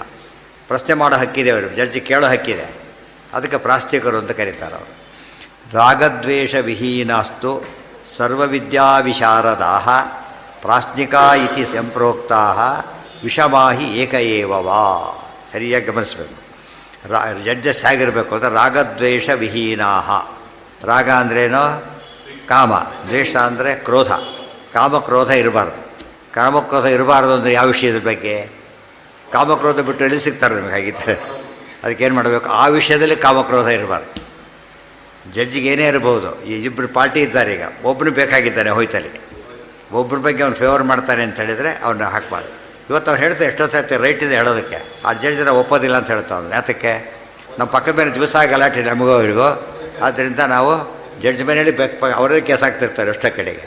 ಅವ್ರಿಗೆ ಕೇಸ್ ಅವ್ರ ಕೇಸ್ ಹಾಕ್ಬಾರ್ದು ಅಂತೇನಿಲ್ಲ. ಆದ್ದರಿಂದ ಅವ್ನು ನಮಗೆ ಅಗೇನೆಷ್ಟೇ ಕೊಡ್ತಾ ಇರೋದು ಬೇಕಾಗಿಲ್ಲ. ಅದು ಇಬ್ಬರಿಗೂ ಆಗಬೇಕು. ಅವನು ನಮಗೆ ಬೇಡ, ಇವನ ಕೊನೆಗೆ ಏನು ಮಾಡ್ತಾನೆ, ನ್ಯೂಟ್ರಲ್ ಅವನು ಬರಬೇಕು. ಅವನಿಬ್ಬರಿಗೂ ಒಪ್ಕೋತಾರೆ, ಅವ್ನು ಕೇಳ್ತಾರೆ ಇವ್ರು ಆಗ್ಬೋದು, ಇಬ್ಬರು ಆವಾಗ ಕರೆಕ್ಟೇ. ಅವನು ಜಡ್ಜ್ ಆಗ್ಬೋದು ಅಂತ ಹೇಳಿದ್ದೆ, ಈಗ ಅವನು ಪಾರ್ಷಿಯಲ್ ಆಗಿದೆ, ಆಮೇಲೆ ಹೇಳಾಗಿಲ್ಲ. ಅವನು ಈಗ ಹೇಳಬೇಕು, ಹೇಳಾಗಿದ್ದರೆ ಆಮೇಲೆ ಹೇಳಾಗಿಲ್ಲ. ಅದಕ್ಕೆ ರಾಗದ್ವೇಷ ಅಂದರೆ ಹಾಗೆ. ಎಲ್ಲ ರಾಗದ್ವೇಷ ಬಿಟ್ಟವರು ಅಂದರೆ ಸಂಸಾರ ಇರೋದೇ ಇಲ್ಲ ಫಸ್ಟ್ ಅವರು, ಗೊತ್ತಾಯ್ತಾ? ಆ ವಿಷಯದಲ್ಲಿ ರಾಗದ್ವೇಷ ಇರಬಾರ್ದು ಅಷ್ಟೇ. ಆ ಕೇಸಲ್ಲಿ ಎಷ್ಟೋ ಜನ ಜಡ್ಜಸ್ ಹೇಳ್ತಾರೆ ನಾನೇ ಆಗಲ್ಲ ಅಂತ ಹೇಳಿಬಿಡ್ತಾರೆ. ಯಾಕೆ? ನಮಗವ್ರಿಗೆ ಮೊದಲಿಂದ ವ್ಯತ್ಯಾಸ ಇದೆ. ನಾನು ಏನೇ ಜಡ್ಜ್ಮೆಂಟ್ ಕೊಟ್ಟರು ಒಪ್ಪೋದಿಲ್ಲ ಅವನು, ಆಮೇಲೆ ಗಲಾಟೆ ಮಾಡ್ತಾನೆ, ಬೇಡ ಅಂತ ಹೇಳಿಬಿಡ್ತಾನೆ. ಅದು ತಪ್ಪು. ಎಷ್ಟು ಪೇಪರಲ್ಲಿ ಬರ್ತಿರುತ್ತೆ, ಜಡ್ಜ್ ಸ್ವಲ್ಪ ದಿವಸ ವಾದ ಮಾಡಿ ನಿಲ್ಲಿಸ್ಬಿಡ್ತಾರೆ. ಕೆಲವು ಸಲ ಕೆಲಸ ಬೇಡ ಅಂತ ಹೇಳಿಬಿಡ್ತಾರೆ. ರೈಟ್ ಇದೆ. ಸರ್ವವಿದ್ಯಾ ವಿಶಾರದಾಹ. ಎಲ್ಲ ವಿದ್ಯೆಯಲ್ಲೂ ಪಾರಂಗಿತರ. ವಿದ್ಯಾ ಅಲ್ಲ, ಸರ್ವವಿದ್ಯಾ ವಿಶಾರದಾಹ. ಎಲ್ಲ ವಿದ್ಯೆಯಲ್ಲೂ ಕೂಡ ಪಾಂಡಿತ್ಯ, ತಲಸ್ಪರ್ಶಿ ಪಾಂಡಿತ್ಯ ಇರಬೇಕು. ಎಲ್ಲ ವಿದ್ಯೆಯಲ್ಲಿ ಯಾರು ಸಿಗ್ತಾರೆ ನಿಮಗೆ? ಸರ್ವವಿದ್ಯಾ ಅಂದರೆ ಕನ್ಸರ್ನ್ಡ್ ವಿದ್ಯಾ. ಯಾವ ವಿದ್ಯೆಯಲ್ಲಿ ವಾಕ್ಯಾರ್ಥ ನಡೀತಿದೆಯೋ ಅದರಲ್ಲಿ ಜ್ಞಾನ ಇರಬೇಕು ಅಂತ ಅರ್ಥ. ಸರ್ವಜ್ಞರು ವಾದಕ್ಕೆ ಯಾಕೆ ಬರ್ತಾರೋ? ನಮಗೆ ಬೇಕಾಷ್ಟು ಕೆಲಸ ಇದೆ ಅಂತ ಹೇಳ್ತಾರೆ. ಆ ವಿಷಯದ ಗೊತ್ತಿಲ್ಲ. ಡಾಕ್ಟ್ರು ಮೆಡಿಕಲ್ ಸರ್ಟಿಫಿಕೇಟ್ ತರಬೇಕಾದ್ರೆ ಇಂಜಿನಿಯರ್ ಅಂತಂತ ಬರಲ್ಲ. ಯಾಕೆ? ಅವ್ರಿಗೆ ಸಂಬಂಧ ಅನ್ಕನ್ಸರ್ನ್ಡ್ ಫಲೋ. ಡಾಕ್ಟ್ರಿಂದನೇ ತರಬೇಕು. ಇವು ಬಿಲ್ಡಿಂಗ್ ಬಗ್ಗೆ ತರಬೇಕಾದ್ರೆ ಡಾಕ್ಟ್ರಿಂದ ತರಬಾರ್ದು. ಕಾಂಟ್ರಾಕ್ಟ್ ಇವರೇ ವ್ಯಾಲಿಡ್ ಇಂಜಿನಿಯರೇ ಆಗಬೇಕಾದ್ರೆ ಅವರು ಎಲ್ಲರೂ ತರಕ್ಕೆ ಬರಲ್ಲ. ಅಕ್ಸೆಪ್ಟೆಡ್ ಲಿಸ್ಟ್ ಇರುತ್ತೆ, ಅವರು ತರಬೇಕು ಅವರಿಂದ. ಆ ಥರ ಆಗಬೇಕು, ಬೇರೆ ರೀತಿ ಆಗಬಾರ್ದು. ಸರ್ವವಿದ್ಯಾ ವಿಶಾರದಾಹ ಪ್ರಾಶ್ನಿಕಾ ಇತಿ ಸಂಪ್ರೋಕ್ತಾ. ಇವರು ಪ್ರಾಶ್ನಿಕರು ಅಂತ ಕರೀತಾರೆ. ಎಷ್ಟು ಜನ ಇರಬೇಕು ಅಂತ ಪ್ರಶ್ನೆ ಈಗ. ವಿಷಮ ಏಕ ಏವತ್ತು. ವಿಷಮ ಏಕ ಏವತ್ತು. ಸುಮ್ಮನೆ ವಿಷಮ ಅಂದ್ರೆ ಏನಾಗುತ್ತೆ? ಕಾಮಕ್ರೋಧ ಬಿಡಬೇಕು ಅಂತೀರಿ, ವಿಷಮರಾಗಿರಬೇಕು ಅಂದರೆ ಪಾರ್ಷಿಯಲ್ ಅಂತ ಆಗಿಬಿಡೋದು. ವಿಷಮ ಅಂದರೆ ನಂಬರ್ ಹೇಳ್ತಿರೋದು ಅವರು. ಆಡ್ ನಂಬರ್, ಈವನ್ ನಂಬರ್ ಇರಬಾರ್ದು. ಆಡ್ ನಂಬರ್ ಯಾತಕ್ಕೆ ಇರಬೇಕು ಅಂದರೆ ಅವರಲ್ಲೇ ಕಾಂಟ್ರವರ್ಸಿ ಬಂದರೆ ಅವಾಗೇನು ಮಾಡ್ಬೋದು? ಮೆಜಾರಿಟಿ ತೊಗೊಳಕ್ಕೆ ಬರುತ್ತೆ. ನೀವು ಈಕ್ವಲ್ ಆದರೆ ಮಾತ್ರ ನಿಂತು ಹೋಗುತ್ತೆ. ಎಷ್ಟು ಇದೆಲ್ಲ ನೋಡಿದರೆ ಜಡ್ಜಸ್ ಆಗಿರಬೇಕು. ಎಲ್ಲ ಕಡೆ ಇರೋದು ಹಾಗೇನೆ. ಈ ಥರ್ಡ್ ಅಂಪೈರ್ ಕಾನ್ಸೆಪ್ಟ್ ಬಂದಿದ್ದು ಅದಕ್ಕೆ ಬಂದಿದೆ. ರಾಗದ್ವೇಷ ವಿಹೀನಾಸ್ತು ಸರ್ವವಿದ್ಯಾ ವಿಶಾರದಾ ಪ್ರಾಸ್ತಿಕಾ ಇತಿ ಸಂಪ್ರೋಕ್ತಾ. ಸಂಪ್ರೋಕ್ತ ಅದಕ್ಕೆ ಎರಡರ್ಥ. ಸಮ್ ಅಂದರೆ ನಾರಾಯಣ, ಅವರು ಬ್ರಹ್ಮತರ್ಕದಲ್ಲಿ ಹೇಳಿದ್ದಾರೆ ಅಂತ ಅರ್ಥ. ಸಂಪ್ರೋಕ್ತ ಅಕಯಪ್ರವಿ ಸಂಭೂಮ ಸಖಃ ವಿಷ್ಣುವಾಚಕಾ. ಸಮ್ ಅಂತ ದೇವರಿಗೆ ಹೆಸರಿದೆ, ಆ ಅಂತ ದೇವ್ರಿಗೆ ಹೆಸರು, ಕ ಅಂತ ದೇವ್ರಿಗೆ ಹೆಸರು. ಅದಕ್ಕೆ ಸಂಪ್ರೋಕ್ತಾ ವಿಷಮ ಏಕ ಏವತು. ವಿಷಮ ಸಂಖ್ಯೆಯಲ್ಲಿರಬೇಕು ಅಥವಾ ಒಬ್ಬರೇ ಇರಬೇಕು. ಒಬ್ಬರೇ ಇರಬೇಕು ಅಂದ್ರೆ ಏನರ್ಥ?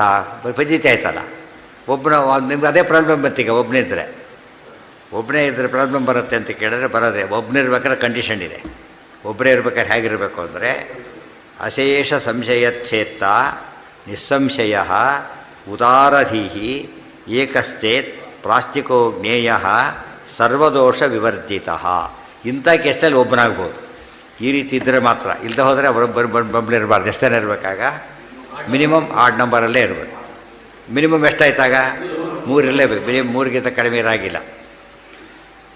ಅದು ಸರಿಯಾಗಿ ಹೇಳೋದೇನು? ಅಶೇಷ ಸಂಶಯಚ್ಛೇತ್ತ. ಎಲ್ಲಿ ಬಂದಿದೆ ಮಾತು? ಅಸಂಶಯ ಸಂಶಯಚ್ಚಿತ್ ಗುರುರುಕ್ತೋ ಮನೀಷಿಭಿ. ಮೊದಲೇ ಇದ್ದಾರೆ ಅಸಂಶಯ ಸಂಶಯಚ್ಚಿತ್ ಅಂದರೆ ಅಶೇಷ ಸಂಶಯಚ್ಚಿತ್. ಏನೇ ಕೇಳಿದ್ರೆ ಸಂಶಯ ಪರಿಹಾರ ಮಾಡಬೇಕು. ಅಷ್ಟು ಸಾಮರ್ಥ್ಯ ಇದ್ದರೆ ಒಬ್ಬರೇ ಆಗಬಹುದು. ಅಶೇಷ ಸಂಶಯಚ್ಛೇತ್ತ ಅವನಿಗೆ ಸಂಶಯ ಇರಬಾರ್ದು. ಮತ್ತೆ ತನ್ನ ಸಂಶಯ ಇರಬಾರ್ದು. ಇನ್ನೊಬ್ಬರು ಸಂಶಯ ಏನೇ ಕೇಳಿದ್ರು ಸಂಶಯ ಪರಿಹಾರ ಮಾಡಬೇಕು. ಉದಾರಧೀಹಿ ದೊಡ್ಡ ಮನಸ್ಸನ್ನು ಆಗಿರಬೇಕು. ಬ್ರಾಡ್ ಮೈಂಡೆಡ್ ಆಗಿರಬೇಕು. ಯಾವುದಕ್ಕೂ ಕೂಡ ಸಣ್ಣ ಪುಟ್ಟದಕ್ಕೆಲ್ಲ ಇದು ಮಾಡೋದ್ರಲ್ಲಿ ಇರಬಾರ್ದು. ಅವ್ರು ಫುಲ್ ಡಿಸ್ಕಷನ್ ಪವರ್ ಇರೋದರಿಂದ ಸರಿಯಾಗಿ ಕಂಡಕ್ಟ್ ಮಾಡಬೇಕು. ಏಕಶ್ಚೇತ್ ಪ್ರಾಸ್ತಿಕೋ ಜ್ಞೇಯ. ಒಬ್ಬನೇ ಇದ್ದವನ್ನ ಸಾಕೆ ಹೆಚ್ಚು ಜನ ಬೇಕಿಲ್ಲ. ಸರ್ವದೋಷ ವಿವರ್ಜಿತ. ಸರ್ವದೋಷ ವಿವರ್ಜಿತನಾಗಬೇಕು. ಸರ್ವಗುಣಪೂರ್ಣನಾಗಬೇಕು. ಯಾರವರು? ದೇವರೊದ್ದೇ. ಎಲ್ಲಿ ಆಗಿದ್ದರು? ವೇದವ್ಯಾಸರಾಗಿದ್ದರು. ವೇದವ್ಯಾಸರು ಒಬ್ಬರೇ. ಎಲ್ಲಿ ಆಗಿದ್ದು ನೆನಪಿದೆಯಾ? ರಾಷ್ಟ್ರಯಾಗದಲ್ಲಿ ಒಬ್ಬರೇ ಪ್ರಾಸ್ತಿಕರು. ಅಲ್ಲಿ ಜನ ಸೇರಿದಾಗ ಎಷ್ಟು ಜನ? ತತ್ರ ಸರ್ವ ಜಗದೇಕ ಸಂಗಮೆ ತತ್ವನಿರ್ಣಯ ಕಥಾ ಬಭೂವಿರೆ ಪ್ರಾಸ್ತಿಕೋತ್ರ ಪರಿಪೂರ್ಣ ಚಿದ್ಘನೋ ವ್ಯಾಸ ಏವೋ ಭಗವಾನ್ ಬಭೂವ. ಈ ತತ್ವನಿರ್ಣಯ ಕಥಾನಿಷ್ಠ ಓದಿ ಅದು ಓದಿಬಿಟ್ರೆ ಗೊತ್ತಾಗೋದು ಸ್ವಾರಸ್ಯ. ಹಾಗೆ ಓದಿದ್ರೆ ಗೊತ್ತಾಗೋದಿಲ್ಲ. ಒಬ್ಬನೇ ಪ್ರಾಸ್ತಿಕ ಇದ್ದಾನೆ ಅಂದರೆ ಆತ ಅಲ್ಟಿಮೇಟ್. ವೇದವ್ಯಾಸ ಏನಾದರೂ ಈಗ ಕಶ್ಚಂದ್ರ ಋಷಿ ಆಗಿದ್ದರೆ ಕುಡಿಸಿದ್ರೆ ಅಲ್ಲಿ ಇಲ್ಲ. ಅವ್ರು ಈ ರೀತಿ ಇದ್ದಾರಾದ್ದರಿಂದ ಅವರನ್ನು ಕುಡಿಸಿದ್ದಾರೆ. ಸಾಕ್ಷಾತ್ ನಾರಾಯಣ ಅಂತ ಅಕ್ಸೆಪ್ಟ್ ಆಗಿದೆ. ಅಲ್ಲಿ ಪಾರ್ಟಿಸಿಪೆಂಟ್ಸ್ ಯಾರಿದ್ರು ಗೊತ್ತಾ?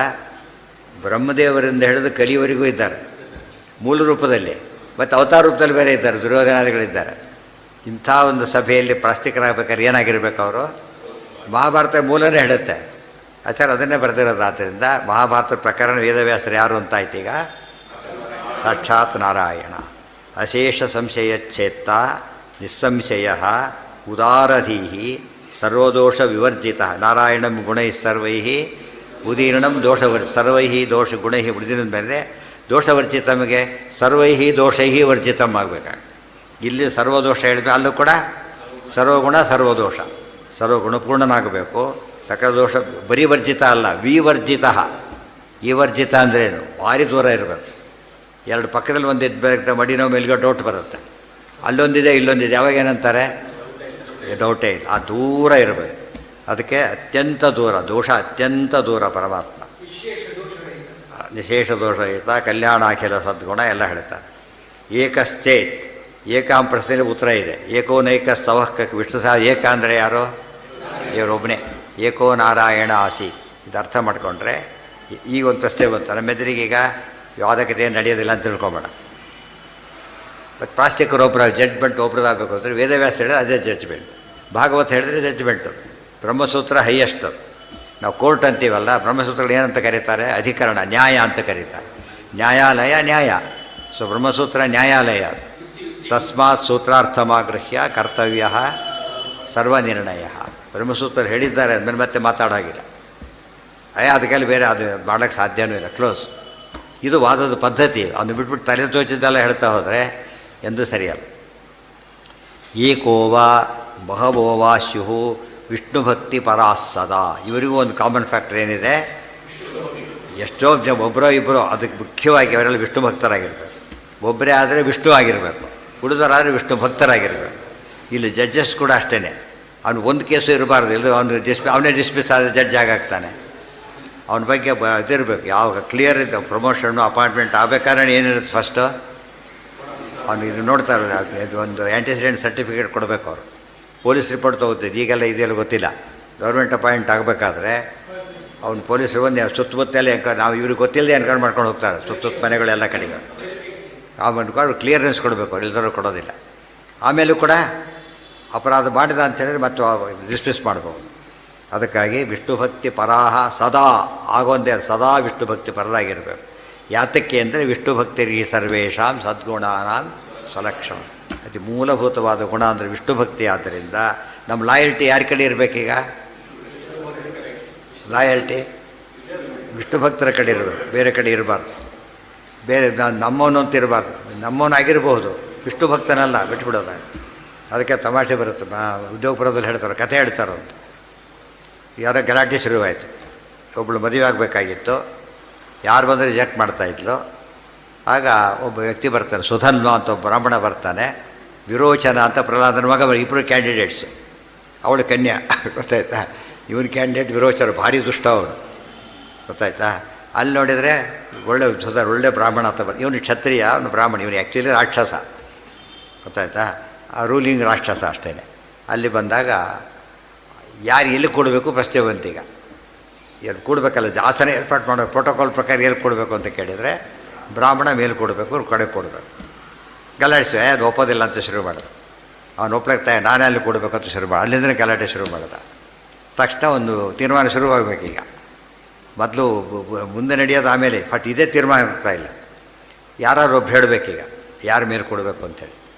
ಆಗ ಯಾರನ್ನು ಜಡ್ಜ್ ಮಾಡೋಣ ಅಂತ ಕೇಳ್ತಾರೆ. ಆಗ ಬ್ರಾಹ್ಮಣ ಹೇಳ್ತಾನೆ, ಪ್ರಹ್ಲಾದನ ಜಡ್ಜ್ ಮಾಡೋಣ ಅಂತ. ಪ್ರಹ್ಲಾದ ಯಾರು? ಅವರಪ್ಪ, ಗೊತ್ತಾಯ್ತು, ಅವರಪ್ಪ. ಅದು ಜಡ್ಜ್ ಮಾಡ ಅಂತ ಹೇಳ್ತಾರೆ. ಅವ್ರಿಗೆ ಆಶ್ಚರ್ಯ ಕೇಳಿದ್ರು. ಹೌದು, ಪ್ರಹ್ಲಾದ ನಂಬಿಕೆ ಇದೆ ಹೇಳ್ತಾನೆ, ನಂಬಿಕೆ ಇದೆ ಪ್ರಹ್ಲಾದನ ಬಗ್ಗೆ. ಇದು ರೇರ್ ಕೇಸ್ ಇದು. ಅವ್ರು ಬರೀ ರಿಲೇಟಿವ್ ಅಲ್ಲ, ಸಾಕ್ಷಾತ್ ಅಪ್ಪನ ಹೋಗಿ ಮಾಡಿಬಿಟ್ರೆ ಏನು ಮಾಡಬೇಕಾಗ. ನಂಬಿಕೆ ಇದೆ, ಪ್ರಹ್ಲಾದ ಮಾಡಿ ಯೋಗ್ಯ, ನಂಗೆ ಗೊತ್ತಿದೆ ಅಂತ ಹೇಳ್ತಾರೆ. ದೇವ್ರನ್ನ ಕಂಡವನು ತಾನು ಸುಳ್ಳ್ಯಾಕೆ ಹೇಳ್ತಾನೆ. ಹೋದರು ಸೀದಾ ಪ್ರಹ್ಲಾದ ಹತ್ರ ಹೋದರು, ಕೇಸ್ ಬಂದಿಟ್ರು. ಪ್ರಹ್ಲಾದ ಉತ್ತರ ಕೊಡಬೇಕೀಗ, ಕರೆಕ್ಟಾಗಿ ಗೆಸ್ ಮಾಡಿದಾಗ ಆಗ್ತದೆ, ಗೊತ್ತಾಯ್ತಾ? ಅದು ಎರಡು ಹೇಳ್ತಾರೆ. ಆಚಾರ್ಯರು ಹೇಳಿ, ಸರಿ ನೀವೇ ಮೇಲೆ ಕೊಡ್ಬೇಕು, ಇವರಲ್ಲ, ಇವನೆಲ್ಲ ತಪ್ಪು ಮಾಡಿದ್ದಾನೆ, ಇದು ಜಡ್ಜ್ಮೆಂಟ್ ನಂದು ರಿಕ್ವೆಸ್ಟ್ ಇದು, ಗೊತ್ತಾಯ್ತು? ಏನಂತ, ಅವನಿಗೇನು ಬೇರೆ ಶಿಕ್ಷೆ ಕೊಡಬೇಡಿ, ಕ್ಷಮಿಸ್ಬಿಡಿ ಅಂತ ಹೇಳಿ. ಮುಂದೆ ನಡ್ಕೊಂಡು ಹೋಗಲಿ, ಇದನ್ನು ಕ್ಷಮಿಸ್ಬಿಡಿ ಅಷ್ಟೆ. ಅದು ಎಷ್ಟು ಫೇರ್ ಆಗಿದ್ದಾನೆ ಅಂದರೆ ಅಭಿಮಾನ ಬಿಡಲಿಲ್ಲ, ಆದರೆ ಧರ್ಮನೂ ಬಿಡಲಿಲ್ಲ. ಧೃತರಾಷ್ಟ್ರ ಮಾಡ್ಬೋದಾಗಿತ್ತು, ಮಾಡಿದರೆ ಎಲ್ಲ ಮಕ್ಕಳು ಉಳ್ಕೊತಿದ್ರು. ಅವನಿಗೆ ಒಳ್ಳೆಯ ಸಹಾಯ ಮಕ್ಕಳವರೆಲ್ಲ. ಇದನ್ನು ಯೋಚನೆ ಮಾಡಿದರೆ ಪ್ರೀತಿ ವಿಶ್ವಾಸ ಎಲ್ಲಿ ತೋರಿಸ್ಬೇಕು ನೀವು? ಅದನ್ನು ನೀವು ಪರ್ಸನಲ್ ಲೆವೆಲಲ್ಲಿ ತೋರಿಸ್ಬೇಕು, ಹೊರಗೆ ತೋರಿಸ್ಬಾರ್ದು. ಈ ಕಮಿಟ್ಮೆಂಟ್ ದೇಶಭಕ್ತಿ ಎಂಬುದು ಜನರಲ್ ಆಗಿರಬೇಕು. ಪ್ರಹ್ಲಾದನ ಗುಣ ನೋಡಿಬಿಟ್ರೆ ಅವ ನಮಗೆ ಗೊತ್ತಾಗತ್ತೆ. ಏನಿರಬಾರ್ದು ಅವರಿಗೆ? ದೋಷ ಇರಬಾರ್ದು. ದೋಷ ಇದ್ದರೆ ಜಡ್ಜ್ ಆಗಲಿಕ್ಕೆ ಸರಿಯಲ್ಲ. ಇದೇ ರೀತಿ ಇನ್ನೊಂದು ಪ್ರಸಂಗ ನಡೆಯುತ್ತೆ. ನಾಭಾಗರಾಜನ ಕಥೆ ಬಂತು. ಆ ಬ್ರಾಹ್ಮಣರು ಬಿಟ್ಟೋಗಿರ್ತಾರೆ, ಯಾರು ತೊಗೋಬೇಕು ಅಂತ ಪ್ರಶ್ನೆ ಬಂತೀಗ.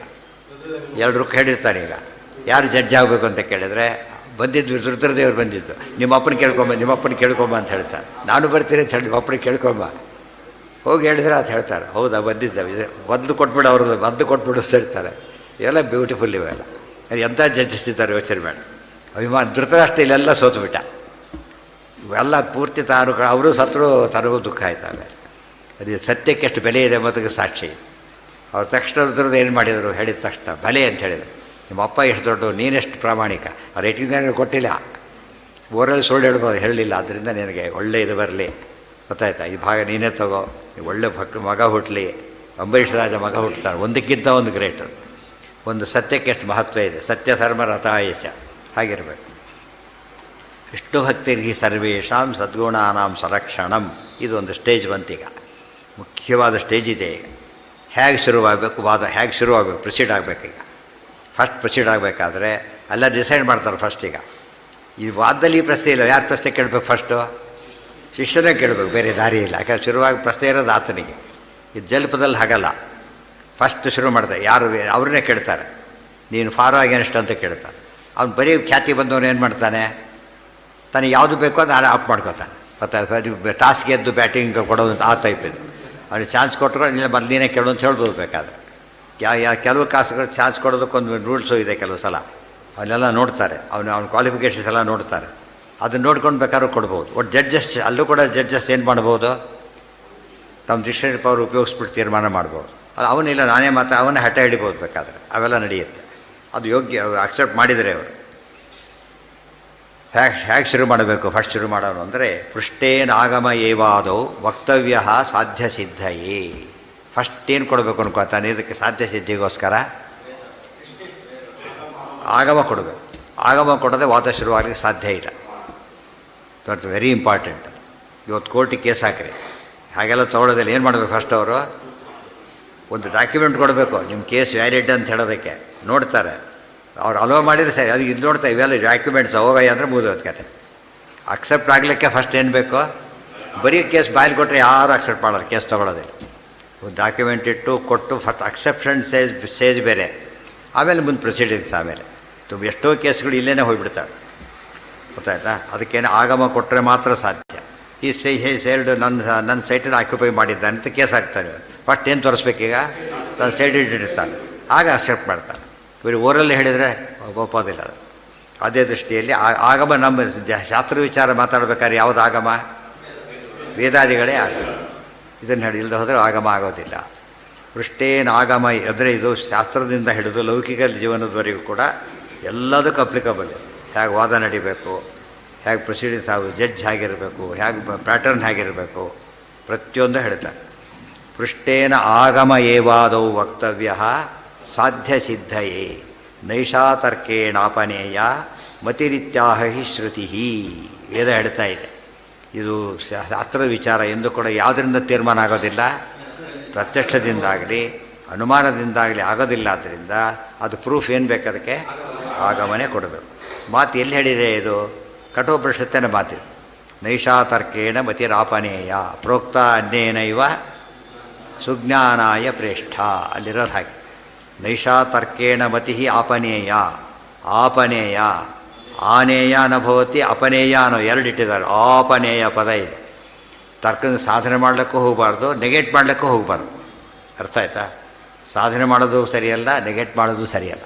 ತರ್ಕ ಡಿಪೆಂಡೆಂಟ್ ಪ್ರೂಫ್ ಆದ್ದರಿಂದ ಇಂಡಿಪೆಂಡೆಂಟ್ ಪ್ರೂಫ್ ಆಗಿ ಪ್ರತ್ಯಕ್ಷ ರೂಲ್ಡ್ ಔಟ್, ಅತೀಂದ್ರಿಯ. ಆದ್ದರಿಂದ ಅನುಮಾನಕ್ಕಿಲ್ಲ. ಉಳಿದಿದ್ದು ಯಾವುದು? ಆಗಮ ಒಂದೇ. ಆಗಮನೆ ಕೊಡಬೇಕು. ನೈಷಾತರ್ಕೇಣ ಅಪನೇಯ ಮತಿ. ಮತಿ ಅಂದರೆ ಜ್ಞಾನ. ಯಾವ ಮತಿ? ಬ್ರಹ್ಮ ವಿಷಯ ಮತಿ.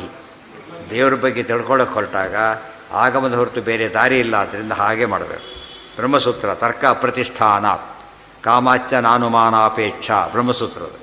ಎಂದೂ ಕೂಡ ಅನುಮಾನ ಅಂಬೋದು ಬುದ್ಧಿ ತಕ್ಕಂತೆ ಓಡಿಸ್ಬೋದಾದ್ದರಿಂದ ಅದರ ಮೇಲೆ ಅಲ್ಟಿಮೇಟ್ ಆಗಬಾರ್ದು. ಮುಖ್ಯವಾಗಿ ಇದೇ ಇರಬೇಕು. ವಕ್ತವ್ಯ ಸಾಧ್ಯ ಸಿದ್ಧಯೇ ನೈಷಾತರ್ಕೇಣಾಪನೇಯ ಮತಿರಿತ್ಯಾಹ ಹಿ ಶ್ರುತಿ ಅನ್ಯಾರ್ಥ ಏವಾಗಮಸ್ಯ ವಕ್ತವ್ಯ ಪ್ರತಿವಾದಿನ. ಈಗ ಪ್ರತಿವಾದಿ ಕೆಲಸ. ಈಗ ಆಗಮ ಹೇಳಿದ, ಅವನೇನು ಮಾಡಬೇಕೀಗ? ಅಲ್ಲ, ಫಸ್ಟ್ ಎರಡು ಮಾಡಬೇಕು. ಇವ್ರು ಹೇಳಿದ ಅರ್ಥ ಅಲ್ಲ. ಉದಾಹರಣೆ ಸಿಂಪಲ್ಲಾಗಿ ತಗೊಳ್ಳಿ. ವಿಷ್ಣು ಸರ್ವೋತ್ತಮ ಸಾಧನೆ ಮಾಡಬೇಕಾಗಿದೆ. ಪ್ರತಿವಾದಿ ಮಾತು ಶುರು ಮಾಡಿದ. ಆಗಮ ಕೊಡ್ತೀನಿ ವಿಷ್ಣು ಸರ್ವೋತ್ತಮ ಅಲ್ಲ ಅಂತ ಹೇಳಿದ. ಯಾಕೆ? ಏಕೋ ರುದ್ರೋ ನ ದ್ವಿತೀ ಯಾವತಸ್ಥೆ. ಶ್ವೇತಾಶ್ವ ಉಪನಿಷತ್ತು ಹೇಳ್ತಾ ಇದೆ, ಏಕೋ ರುದ್ರೋ ನ ದ್ವಿತೀ ಆಯತಸ್ಥೆ ಅಂತಿದೆ. ಆದ್ದರಿಂದ ಶಿವನೇ ಸರ್ವೋತ್ತಮ ಅಂತ ಹೇಳಿದ. ಇವರೇನು ಮಾಡ್ಬೇಕು ನೆಕ್ಸ್ಟ್? ಈಗ ಈತನ ಕೆಲಸ ಈಗ ಅದು ಆಗಮ ಅಲ್ಲ ಅಂತ ಹೇಳಬಾರ್ದು. ಯಾಕೆ? ಆಗಮದ ನಿಯಮ ಇದೆ. ಆಗಮ ಇಬ್ಬರಿಗೂ ಒಪ್ಪು ಆಗಮ ಕೋಟ್ ಮಾಡಬೇಕು ಯಾವಾಗಲೂ. ಅವನು ವೇದ ಮಾತಾಡಬೇಕಾದ್ರೆ ಗೀತೆ ಕೋಟ್ ಮಾಡೋ ಹಾಗಿಲ್ಲ, ಗೀತೆ ಕೋಟ್ ಮಾಡಬೇಕಾದ್ರೆ ಅದನ್ನು ಕೋಟ್ ಮಾಡೋಂಗಿಲ್ಲ. ಎರಡು ಒಪ್ತೇನೆ ಅಂದರೆ ಮಾಡ್ಬೋದು, ಗೊತ್ತಾಯ್ತು? ಇದ್ರ ಮಾತ್ರ ಒಪ್ತೇನೆ ಅಂತ ಹೇಳಿದರೆ ಅದನ್ನೇ ಮಾಡೋದು, ಬೇರೆ ಮಾಡೋ ಹಾಗಿಲ್ಲ. ಫಸ್ಟ್ ಆಗಮ ಕೊಟ್ಟ, ಇನ್ನು ಆಗಮ ಒಪ್ಪೋದಿಲ್ಲ ಅಂತ ಹೇಳೋಷ್ಟು ಮುಗಿದೋಗಿದೆ, ಈಗಾಗಲೇ ಹಾಕಿಬಿಟ್ಟಿದ್ದ. ಏನು ಹೇಳ್ತಾನೆ ಅದನ್ನೀಗ? ಅದಕ್ಕೆ ಅರ್ಥ ಅದಲ್ಲ ಅಂತ ಹೇಳಿ. ಏಕೋ ರುದ್ರ ಶಬ್ದಕ್ಕೆ ರುದ್ರ ಅಂತ ಅರ್ಥ ಅಲ್ಲ ಅಂತ ಹೇಳಬೇಕಾದ್ರೆ. ಹಾಗೆ ರುದ್ರ ಅಂದರೆ ಯಾರು? ನಾವು ವಿಷ್ಣುನೇ. ನಾವು ವಿಷ್ಣು ಸರ್ವತ್ತು ಹೇಳ್ತೇನೆ. ಎಲ್ಲಿದೆ? ರುದ್ರೋ ಬಹುಶಿರ ವಿಷ್ಣು ಸಹಸ್ರ ರುದ್ರ ಅಂತಿದೆ. ಬೇರೆ ಅರ್ಥ ಹೇಳಿದ, ಅದು ಪ್ರೂಫ್ ಕೊಟ್ಟ, ಮುಗಿದೋಯ್ತಲ್ಲಿ. ಅದು ಅದು ಅದು ಏಕೋ ರುದ್ರ ಪದ ಒಪ್ಕೊಂಡ, ಆಗಮ ಒಪ್ಕೊಂಡ. ಪ್ರಾಸ್ತಿಕರ ನಾವೇನು ಹೇಳ್ತೀವಿ? ಅವನು ಬೇರೆ ಉತ್ತರ ಕೊಡ್ಲಿಕ್ಕೆ ಪ್ರಯತ್ನ ಪಟ್ಟರೆ ಇಲ್ಲದೆ ಉತ್ತರ ಕೊಡೋಕೆ ಸೋತ ಅಂತ ಅಲ್ಲಿಗೆ ಮುಗಿದೋಯ್ತು ಕಥೆ. ಇಲ್ಲ, ಹಾಗೆ ಹೇಳೋದಿಲ್ಲ ನಾವು. ಏಕೋ ವಿಷ್ಣು, ನೀವೇನು ಹೇಳ್ತೀರಿ? ಏಕೋ ನಾರಾಯಣ ಆಸೀತ್ ನ ಬ್ರಹ್ಮ ಶಾಖ ಅಂತ ಹೇಳ್ತೀರಿ, ಹೌದಲ್ಲೋ? ಅಲ್ಲಿ ನೀವು ಅರ್ಥ ಮಾಡ್ಬೇಕಾದ್ರೆ ವಿಷ್ಣು ಅಂತ ಮಾಡಿದ್ದು, ನಾವು ಬೇರೆ ಅರ್ಥ ಮಾಡಲಿಲ್ಲ. ಅದಕ್ಕೆ ನಾರಾಯಣ ಅಂತ ಒಪ್ಕೋತೀವಿ. ನೀವು ರುದ್ರ ಅಂತ ಯಾಕೆ ಮಾಡ್ತೀರಿ ಅದಕ್ಕೆ? ರುದ್ರ ಅಂತಲೇ ಇಟ್ಕೊಡಿ ಅಂತ ಕೇಳ್ತಾರೆ. ಅವಾಗೇನು ಹೇಳಬೇಕು? ಹೇಳಿ ಈ ರೀತಿ ಬಿಡೋದಿಲ್ಲ, ಕೇಳೇ ಕೇಳ್ತಾನೆ. ಇದೆಲ್ಲ ತತ್ವದಲ್ಲಿ ಬಂದಿದೆ, ಹೇಳಿ ಆಗಿದೆ. ಆಗ ಹೇಳ್ತಾರೆ ನೋಡಯ್ಯ, ಏಕೋ ನಾರಾಯಣ ಅಂತ ನೀವು ಹೇಳ್ಬೋದು, ಏಕೋ ರುದ್ರ ನಾನು ಯಾಕೆ ಹೇಳಬಾರ್ದು ಅಂತ ಕೇಳಿದರೆ, ನಮ್ಮದು ಏಕೋ ರುದ್ರ ಆದಮೇಲೆ ನ ಬ್ರಹ್ಮ ನಚ ಶಂಕರ ಅಂತಿದೆ, ಗೊತ್ತಾಯ್ತು? ಆದ್ದರಿಂದ ಬೇರೆ ಅರ್ಥ ಮಾಡೋಂಗಿಲ್ಲ. ನಾರಾಯಣ ಶಬ್ದ ರುದ್ರ ಅಂತ ಅರ್ಥ ಮಾಡೋಕ್ಕೆ ಬರೋದಿಲ್ಲ. ಇಲ್ಲೇನು ಮಾಡ್ಬೇಕು ಬರುತ್ತೆ? ಏಕೋ ರುದ್ರ ಐತೆ, ಮುಂದೆ ನಾರಾಯಣ ಇಲ್ಲ ಅಂತಿಲ್ಲ ಅಲ್ಲಿ. ಸೊ ಯಾವ್ದು ಪ್ರಬಲ ಆಯ್ತು ಈಗ? ಶುರುವಾಯ್ತು, ಮತ್ತೇನು ಮಾತಾಡೋಂಗಿಲ್ಲ. ಇದು ಸಿಸ್ಟಮೆಟಿಕ್ ನಡೆಯೋ ರೀತಿ ಇದು. ಮಧ್ಯೆ ಇಲ್ಲೋ ಬಾಯಿ ಇನ್ನೊಂದು ಬಾಯಿ ಹಾಕ್ತಾನೆ, ಮತ್ತೊಬ್ಬರು ಬಾಯಿ ಹಾಕ್ತಾನೆ. ಇಲ್ಲಿ ನೋಡಿಬಿಟ್ರೆ ಇಬ್ಬರ ಮಧ್ಯೆ ನಡಿಬೇಕಾಗಿಲ್ಲ. ಈಗ ಮಧ್ಯೆ ಮಾತಾಡಿಬಿಟ್ರೆ ಕೆಟ್ಟೋಗ್ಬಿಡುತ್ತೆ. ಅದು ಒಂದು ಮಾತಾಡೋದು ಮತ್ತು ವಿಷಯ ಚೇಂಜ್ ಆಗಿಬಿಡುತ್ತೆ. ಮತ್ತೆ ಇನ್ನೊಂದು ಮತ್ತೊಂದು ತೆಗಿತಾರೆ, ಎಲ್ಲ ಕೆಟ್ಟು ಎಲ್ಲೆಲ್ಲೋ ಹೋಗಿಬಿಡುತ್ತೆ ಕಡೆ. ಹಾಗೆ ಮಾಡೋದು ಫುಲ್. ಅದಕ್ಕೆ ಪ್ಲಾಸ್ಟಿಕರ್ ಯಾತಕ್ಕೆ ಇರ್ತಾರೋ ಅವರು? ನೋ, ಇದು ಔಟ್ ಆಫ್ ಕಾಂಟ್ಯಾಕ್ಟ್, ಕೇಳಬಾರ್ದು ಅಂತ ಹೇಳ್ಬಿಟ್ಟು ಇಷ್ಟೇ. ರೋಡ್ ಔಟ್ ಅಂತ ಹೇಳ್ತಾರಲ್ಲ ಕೋರ್ಟಲ್ಲಿ, ಹಾಗೆ ಅದು ಆ ರೀತಿ ನಡೆದ್ರೆ ವ್ಯವಸ್ಥೆ ಆಗುತ್ತೆ. ಆ ರೀತಿ ನಡೆಯೋದಿಲ್ಲ. ಹಿಂದೆ ನಡೀತಿತ್ತು, ಹಾಗೆ ನಡೆದೇ ತೀರ್ಮಾನ ಆಗ್ತಿದ್ದೆ. ಇತ್ತೀಚೆಗೆ ಅದು ಬೇರೆ ಶೇಪ್ ತೊಗೊಂಡ್ಬಿಡುತ್ತೆ ಅಷ್ಟೆ. ಪೃಷ್ಟೇನಾಗಮ ಏವಾದೋ ವಕ್ತವ್ಯ ಸಾಧ್ಯ ಸಿದ್ಧಯೇ ನೈಷಾತರ್ಕೇಣ ಅಪನೇಯ ಮತಿರಿತ್ಯಾಹ ಹಿ ಶ್ರುತಿ ಅನ್ಯಾರ್ಥ ಏವ ಆಗಮಸ್ಯ ವಕ್ತವ್ಯ ಪ್ರತಿವಾದಿನ. ಬೇರೆ ದಾರಿயில் ಒಂದೇ ಹೇಳಬೇಕು. ಅವನು ಹೇಳದೆ ಹೋದರೆ ಆಗ ಒಂದು ಆಗಮ ಕೋಟ್ ಮಾಡಬೇಕು ಅಂತ ಹೇಳಿದರು. ಆಗಮ ಯಾವುದು ಕೋಟ್ ಮಾಡಬೇಕು ಅದಕ್ಕೆ ಹೇಳ್ತಾರೆ, ಇಲ್ಲಿ ಲಿಸ್ಟ್ ಇದೆ, ಈ ಲಿಸ್ಟ್ನಲ್ಲಿ ಇದನ್ನು ಕೋಟ್ ಮಾಡಬೇಕು, ಬೇರೆ ಕೋಟ್ ಮಾಡೋಂಗಿಲ್ಲ ಅಂತ ಹೇಳ್ತಾರೆ. ಆಗಮ ಅಂತ ಹೇಳಿದರೆ ಈ ಲಿಸ್ಟ್ ಇದೆ ನೋಡಿ. ಋಗ್ಯಜುಸ್ಸಾಮಾಥರ್ವಾಶ್ಚ ಭಾರತಂ ಪಂಚರಾತ್ರಕಂ ಮೂಲ ರಾಮಾಯಣಂಚೈವ ಸಂಪ್ರೋಚ್ಯಂತೆ ಸದಾಗಮಃ. ಭಾಳ ಇಂಪಾರ್ಟೆಂಟ್ ವಾಕ್ಯಗಳು ಇವೆಲ್ಲ. ಆಗಮ ಅಂದರೆ ಇದು ಡಿಸ್ಪ್ಲೇಡ್ ಆಗಿದೆ. ಆಗಮ ಯಾವುದು ಅಂತ ಹೇಳಿದ್ದಾರೆ. ಈಗ ಅದ್ರ ಪ್ರಕಾರ ಆಗಬೇಕು.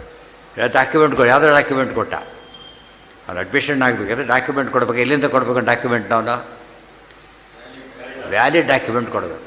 ಆಮೇಲೆ ಕಾಂಟ್ಯಾಕ್ಟ್ ಸರ್ಟಿಫಿಕೇಟ್ ಯಾರು ಮಿನಿಸ್ಟ್ರಿಯಿಂದ ತಂದ ಒಪ್ಪೋದಿಲ್ಲ. ಹೆಡ್ ಮಾಸ್ಟ್ರು ಅದವರಿಂತಾರೆ, ಬೇರೆಯಿಂದ ತಂದು ಒಪ್ಪೋದಿಲ್ಲ. ಅವರು ಕನ್ಸರ್ನ್ಡ್ ಅಥಾರಿಟಿ ಆಗಬೇಕು ಯಾವಾಗ. ಇದು ಕನ್ಸರ್ನ್ಡ್ ಯಾವುದು ಅಂದರೆ ಇವು ಕನ್ಸರ್ನ್ಡ್. ಆದ್ದರಿಂದ ಯಾವುದೋ ಆಗಮ ಅಂತ ಒಪ್ಪೋದಿಲ್ಲ.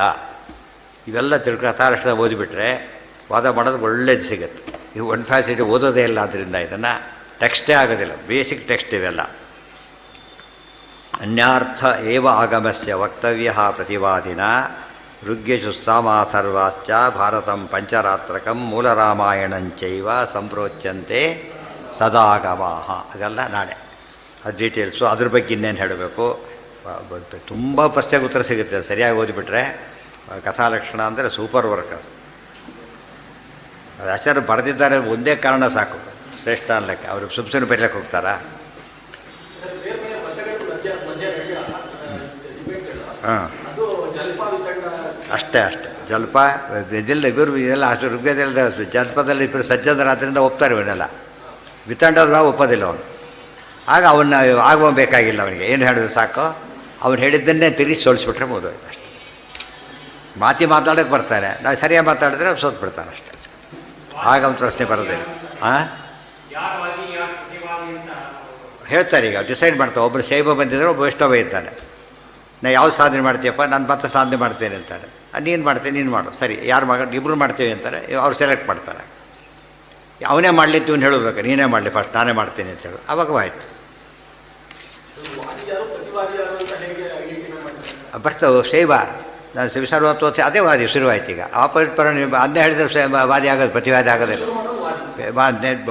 ಯಾವಾಗಲೂ ಯಾವುದ್ರಲ್ಲಿ ಹೇಗೆ ನಡೆಯುತ್ತೆ ಅಂದರೆ, ಮೊದಲು ಅವ್ರು ಅಪ್ಲಿಕೆಂಟ್ಸ್ ಆಗಿ ಬರ್ತಾರೆ, ರಾಜಮಾನ್ ಹೇಳಿ ಕಳಿಸ್ತಾರೆ, ನಾವು ಅದಕ್ಕೆ ಬರ್ತಾ ಇದ್ದೀನಿ, ಈಗ ಇಷ್ಟು ಕಡೆ ಗೆದ್ದು ಬಂದಿದ್ದೇನೆ ಆಗಲೇ. ಅದೆಲ್ಲ ಮುಂದೆ ಬರುತ್ತೆ ಆ ವಿಷಯ. ಸುಮ್ಮನೆ ಯಾರು ಬಂದರೆ ABCDಗಳ ಅಡ್ಮಿಟ್ ಮಾಡೋದಿಲ್ಲ. ಹಾಗೆಲ್ಲ ವಾದಕ್ಕೆ ಬರ್ತೀನಿ. ಯಾವನೋ ಬಂದು ವಾದಕ್ಕೆ ಕೊಡೋಕ್ಕೆ ಯಾವನು ಫುಟ್ಬಾಲ್ ಪ್ಲೇಯರ್ ಬಂದು ಕ್ರಿಕೆಟ್ ಆಡ್ತೀನಿ ಅಂತ ಹೇಳಿದ್ರೆ ಸೇರಿಸೋದಿಲ್ಲ. ನೀವು ಪ್ರೂವ್ ಮಾಡಬೇಕಾದ್ರೆ ಫಸ್ಟ್ ಅವನು ಕ್ರಿಕೆಟ್ ಪ್ಲೇಯರ್ದು ಪ್ರೂವ್ ಮಾಡಬೇಕು ಅವನು. ಆಮೇಲೆ ಮುಂದಿನ ಪ್ರಶ್ನೆ. ABCDಗಳು ಬಂದಾಗೆಲ್ಲ ಹಾಗೆಲ್ಲ ಮಾಡೋದಿಲ್ಲ. ಹೋಗಿ ಹೂವಾರಿ ಗೆಟೌಟ್ ಅಂತಾರೆ ಅಷ್ಟೆ. ಈಗ ಜ್ಯೂರಿಸ್ಟಿಕ್ಷನ್ ಇರುತ್ತೆ ನೋಡಿ, ಕೋರ್ಟ್ ಯಾವ್ಯಾವುದೋ ಒಪ್ಪಲ್ಲ ಅವರು. ಹೋಗ್ಬೇಕಾದ್ರೆ ಅದೇ ಸಂಬಂಧಪಟ್ಟ ಕೋರ್ಟ್ಗೆ ಹೋಗ್ಬೇಕು ಫಸ್ಟ್ ಅವನು. ಒಂದು ಸ್ಟೇಜಲ್ಲಿ ಹೈಕೋರ್ಟ್ ಅವೆಲ್ಲ ಬರುತ್ತೆ. ಇದಕ್ಕಿದ್ದಾಗ ಅಲ್ಲಿ ಹೋಗಕ್ಕೆ ಬರೋದಿಲ್ಲ. ಕೆಲವು ಕೇಸುಗಳು ಬೇರೆ ಇರುತ್ತೆ, ಅದಕ್ಕೆ ಹೋಗ್ಬೋದು, ಬೇರೆದಕ್ಕೆಲ್ಲ ಬರೋಲ್ಲ. ಏನೋ ಹಾಂ, ಯಾಕೆ ಬರುತ್ತೆ? ಯಾಕೆ ಬರುತ್ತೆ ಹೇಳಿ? ಇದೇ ವಿಷಯ ಬಂದಿದೆ ಅಲ್ಲಿ ನವಿಲೇಶ್ ಷಡತ್ವ ಅದೇ ಅಧಿಕರಣದೊಳಗೆ. ವೇದಗಳು ಪ್ರಾಮಾಣ್ಯ ಹೇಳ್ತಾ ತೀರ್ಮಾನ ಹೇಗೆ ಮಾಡಬೇಕು ಅಂತ ಪ್ರಮಾಣ ರಕ್ಷಕ ಎಲ್ಲರೂ ಹೇಳ್ಬಿಟ್ಟಿದ್ದಾರೆ. ತಿಕ್ಕರ್ ಇಲ್ಲೂ ಬರೀತಾರೆ, ಅಲ್ಲೂ ಬರೀತಾರೆ. ಅಲ್ಲಿ ಬರೆದಿದ್ದೆ ನೋಡ್ಕೊಂಡಿದ್ದು ಬಿಟ್ಟಿಲ್ಲ, ಮತ್ತೆ ಎರಡು ಕಡೆಯೂ ಬರೀತಾರೆ. 10 ಕಡೆ ಬರೆದ್ರೆ ಓದೋದಿಲ್ಲ ಅಂದರೆ ಎಷ್ಟು ಕಡೆ ಬರೆದ್ರೆ ಅಷ್ಟೇ ನಡೀತಾ. ವಾದಕ ಇರಲಿಲ್ಲ, ಅದು ವಾದಕಥ. ಅದು ವಾದಕಥಕ್ಕೆ ಬೇಕಾಗಿಲ್ಲ, ವಾದಕಥಕ್ಕೆ ಬೇಕಿರಲಿಲ್ಲ. ಅದೇ ಪದ್ಮತೀರ್ಥ ಬಂದಾಗ ಶುರು ಮಾಡ್ತಾನೆ, ಪ್ರಾಚೀನ ಕರೆಸ್ತಾನೆ. ಅದಕ್ಕೆ ಹೇಳ್ತಾರೆ, ನೀನೇ ಕರೆಸು, ನೀನು ನಮಗೆಲ್ಲ ನಾನು ಏನು ಹೇಳಿದ್ರು ಹೋಗ್ತೀನಿ, ಆಯಿತಾ, ನಿಮ್ಮ ಜಡ್ಜ್ಮೆಂಟ್ ಪ್ರಶ್ನೆ ಇಲ್ಲ, ನೀವು ಕೊಡಬೇಕು, ಉತ್ತರ ಕೊಡುವಾಗ ನೀನೇ ಕರೆಸು ಅಂತ ಹೇಳ್ತಾರೆ. ಹಾಗೆಲ್ಲ ಹೇಳೋಕ್ಕೆ ಸಾಧ್ಯ ಇಲ್ಲ, ನಾನು ಅಂತರ್ಯಾಮಿಗೆಲ್ಲ ಗೊತ್ತಾಗುತ್ತೆ ಅಂತಾರೆ. ಸೋತಿ ಅಂತ ಹೇಳ್ತಾರೆ. ಎಲ್ಲರೂ ಒಂದೇ ಅಂತರ್ಯಾಮಿ ಮಾತಾಡಿದರೆ ಎರಡು ಒಪ್ಪೊಂಡಾಗ ಆಯ್ತಲ್ಲ, ನೀನೀಗ ಓಡೋಗ್ಬಿಡ್ತಾರೆ. ಯಾರು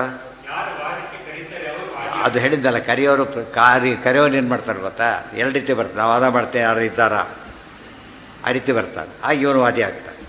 ಅವ್ರಿಗೆ ನಾವು ಇದ್ದೀವಿ ಅಂತ ಯಾರು ಬಂದರೆ ಪ್ರತಿವಾದಿ, ಇಲ್ಲದೆ ಹೋದರೆ ಯಾರೂ ಬರಲಿಲ್ಲ, ಇವನು ಡಿಕ್ಲೇರ್ಡ್, ಇವನಿಗೆ ಗೆದ್ದಾಗಲಿಲ್ಲ. ಗೊತ್ತಾಯ್ತಾ? ಅಲ್ಲಿ ಬರ್ತಾನೆ, ಮಲ್ಲ ಬರ್ತಾನೆ ಜೀಮೂತ ವಿರಾಟ್ ಪರ್ವದೊಳಗೆ. ಅದು ಹೀಗೇನೆ, ಅವನು ಫೈಟಿಂಗ್ ಆಗಬೇಕೀಗ. ಅವನಿಗೆ ಘೋಷಣೆ ಮಾಡ್ತಾನೆ, ಇಷ್ಟೆಲ್ಲ ಕಡೆ ಗೆದ್ದು ಬಂದಿದ್ದೇನೆ ನಾನೀಗ, ನಿಮ್ಮಲ್ಲಿ ಯಾರು ಇದ್ದರೆ ಕಳಿಸು, ಇಲ್ಲದವರು ಯಾರೂ ಇಲ್ಲ ಅಂತ ಬರ್ಕೊಡು ಅಷ್ಟೇ, ಯಾರು ಬರ್ಕೊಡೋ ಮುಂದೆ ಹೋಗ್ತೀರಿ ಅಂತ ಹೇಳ್ತಾರೆ. ಹಿಂದೆ ಆ ಥರ ಇತ್ತು, ಎಲ್ಲ ಹೊರಟೋಯ್ತು. ಈಗ ವ್ಯಾಸರಾಜರಿಗೆ ಚಾಲೆಂಜ್ ಕಳಿಸ್ತಾನೆ ಅಂತ ಗೊತ್ತಲ್ಲ. ಕಳಿಂಗ ದೇಶದ ರಾಜ ವಿದ್ಯಾಧರ ಪಾತ್ರ ಅಂತ ಹೆಸರು. ಒಂದು ಪುಸ್ತಕ ಬರೆಸಿ ಕಳಿಸ್ಕೊಡ್ತಾನೆ, ಈ ಪುಸ್ತಕಕ್ಕೆ ಉತ್ತರ ಕೊಡೋರು ಇದ್ದಾರಾ ನಿಮ್ಮಲ್ಲಿ ಅಂತೇಳಿ. ಈಗ ಯಾವ ರಾಜರಿಗೂ ಅದು ಬೇಕೇ ಇಲ್ಲ. ಈ ಆಟ ಅದರಲ್ಲೂ ಕ್ರಿಕೆಟ್, ಬೇರೆ ಏನು ಗೊತ್ತೇ, ಅಷ್ಟ ಸ್ಥಿತಿಗಿದ್ದಾರೆ, ಉಳಿದು ಸುದ್ದಿನೇ ಇರೋದಿಲ್ಲ. ವಿದ್ವಾಂಸರ ಬಗ್ಗೆ ಚಾಲೆಂಜ್, ಇದು ಉತ್ತರ ಕೊಡೋ ವಿದ್ವಾಂಸರು ನಿಮ್ಮಲ್ಲಿ ಇದ್ದಾರಾ ಅಂತ ಕೇಳಿದರೆ ಅವ್ರು ಹೇಳ್ತಾರೆ. ರಾಜ ತೊಗೊಂಡ್ಬರ್ತಾನೆ, ಪಾಪ ಪಾಠ ಹೇಳ್ತಾ ಕೂತಿರ್ತಾರೆ ಅವರು.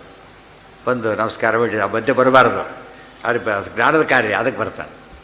ಅದು ವ್ಯಾಸರಾಜರಿಗೆ ಗೊತ್ತಲ್ಲ, ಅದು ಬಂದಾದ ಕೆಲಸ ಇದೆ ಏನು ಅಂತ ಕೇಳ್ತಾನೆ. ಈ ರೀತಿ ಹೇಳ್ತಾನೆ, ಕಳಿಸಿದ್ದಾರೆ, ನಿಮ್ಮ ರಾಜ್ಯದಲ್ಲಿ ಗೊತ್ತಾ ಇದ್ದಾರಾ ಅಂತ ಕೇಳಿದ್ದಾನೆ, ದಯವಿಟ್ಟು ನಮ್ಮ ರಾಜ್ಯ ಮರ್ಯಾದೆ ಉಳಿಬೇಕು, ಕೆಲವೇ ದಿವಸದಲ್ಲಿ ಇದನ್ನು ಬರ್ಕೊಡ್ಬೇಕು, ಕೆಲವೇ ದಿವಸದಲ್ಲಿ ಇದಕ್ಕೆ ಉತ್ತರ ಬರೀಬೇಕು ಅಂತೇಳಿ ಕೊಟ್ಟ ತಕ್ಷಣ ಕೊಡೋದು ತಿಸ್ಕೋತಾರೆ, ಇಟ್ಕೋತಾರೆ, ಓದ್ತಾರೆ, ಬರಲಿಕ್ಕೆ ಶುರು ಮಾಡ್ತಾರೆ. ಓದಿದ್ದು ಮುಗಿತು, ಉತ್ತರ ಬರೆದಿದ್ದು ಆಯಿತು. ಈಗ ಕಟ್ಬಿಟ್ಟು ಕೊಡೋ ಅವನಿಗೆ ಅಂತ ಶಾಕ್ ಆಗ್ತಾನೆ. ಕೃಷ್ಣ ಇವಾಗ ಭಾಳ ಚೆನ್ನಾಗಿ ವ್ಯವಸ್ಥೆ ಭಾಳ ಚೆನ್ನಾಗಿ ಬರೀತಾನೆ. ಅವ್ರಿಗೆ ಆಶ್ಚರ್ಯನೇ ಆಶ್ಚರ್ಯ. ಪಂಡಿತ ಮಂಡಲಿ ಬರೋದು ಕಳಿಸಿರೋ ಪುಸ್ತಕ ಅದು. ನೋಡ್ತಾ ಅವ್ನು ಮುಗಿಸಿ ಕೊಟ್ಕೊಂಡು ಕಟ್ಬಿಟ್ಟು ಕೊಡೋ ಅಂತ ಕೇಳಿದರೆ ಎಷ್ಟು ಖುಷಿ ಪಡ್ತಾರೆ ಅಂತ ಕೇಳಿದರೆ ಅವ್ರಿಗೆ ಸರ್ವಸ್ವ ಕೊಡಬೇಕು ಅಂತ ಹೇಳ್ತಾರೆ. ರತ್ನಾಭಿಷೇಕ ಮಾಡ್ತಾನೆ ವ್ಯಾಸರಾಜರಿಗೆ. ಅಂಥವ್ರು ಯಾರು ಇದ್ದ ಎಷ್ಟೋ ದಿವಸ ಟೈಮ್ ಕೊಡ್ಲಿಕ್ಕೆ ಹೋದ್ರೆ ಆಗಲೇ ಬರ್ಕೊಟ್ಬಿಟ್ರೆ ಏನು ಹೇಳಬೇಕು, ಕಳಿಸು ಅಂತ ಹೇಳಿದ ತಕ್ಷಣ ಆಗ ಎರಡು ಸರ್ತಿ ರತ್ನಾಭಿಷೇಕ ಮಾಡಿ, ಕುಹಯೋಗ ಮಾಡಿದಾಗ ಒಂದು ಸಲ, ಈಗ ಒಂದು ಸಲ, 2 ಸರ್ತಿ ಮಾಡ್ತಾರೆ. ಎಷ್ಟೋ ಇದಾಗಿರ್ಬೇಕು ಅವರು, ಅದು ಗ್ರೇಟು. ಇವೆಲ್ಲ ಓದಿದಾಗ ಅದು ಇಂಪಾರ್ಟೆನ್ಸ್ ಗೊತ್ತಾಗುತ್ತೆ. ಸುಮ್ಮನೆ ಕಥೆ ಕೇಳೋದು, ಟೆಕ್ನಿಕಲಿ ಕೇಳೋದಕ್ಕೂ ಭಾಳ ವ್ಯತ್ಯಾಸ ಇದೆ. ಔಟ್ ಅಂತಾರೆ, ಸುಮ್ಮನಾಗಲ್ಲ, ಹೇಗೆ ಅಂತ ಕೇಳ್ತಾರೆ ತಕ್ಷಣ, ಹೇಗೆ ಔಟ್ ಆದ, ಅದು ಬರೀ ಔಟ್ ಅಂದರೆ ಸಮಾಧಾನ ಆಗಲ್ಲ ಅವನಿಗೆ, ಫುಲ್ ಕೇಳಬೇಕು. ಇದು ಆ ರೀತಿ ಕಥಾಲಕ್ಷಣ ಓದಿದಾಗ, ಪ್ರಮಾಲಕ್ಷಣ ಓದಿದಾಗ ಅದು ಸ್ವಾರಸ್ಯ ಗೊತ್ತಾಗಲ್ಲ.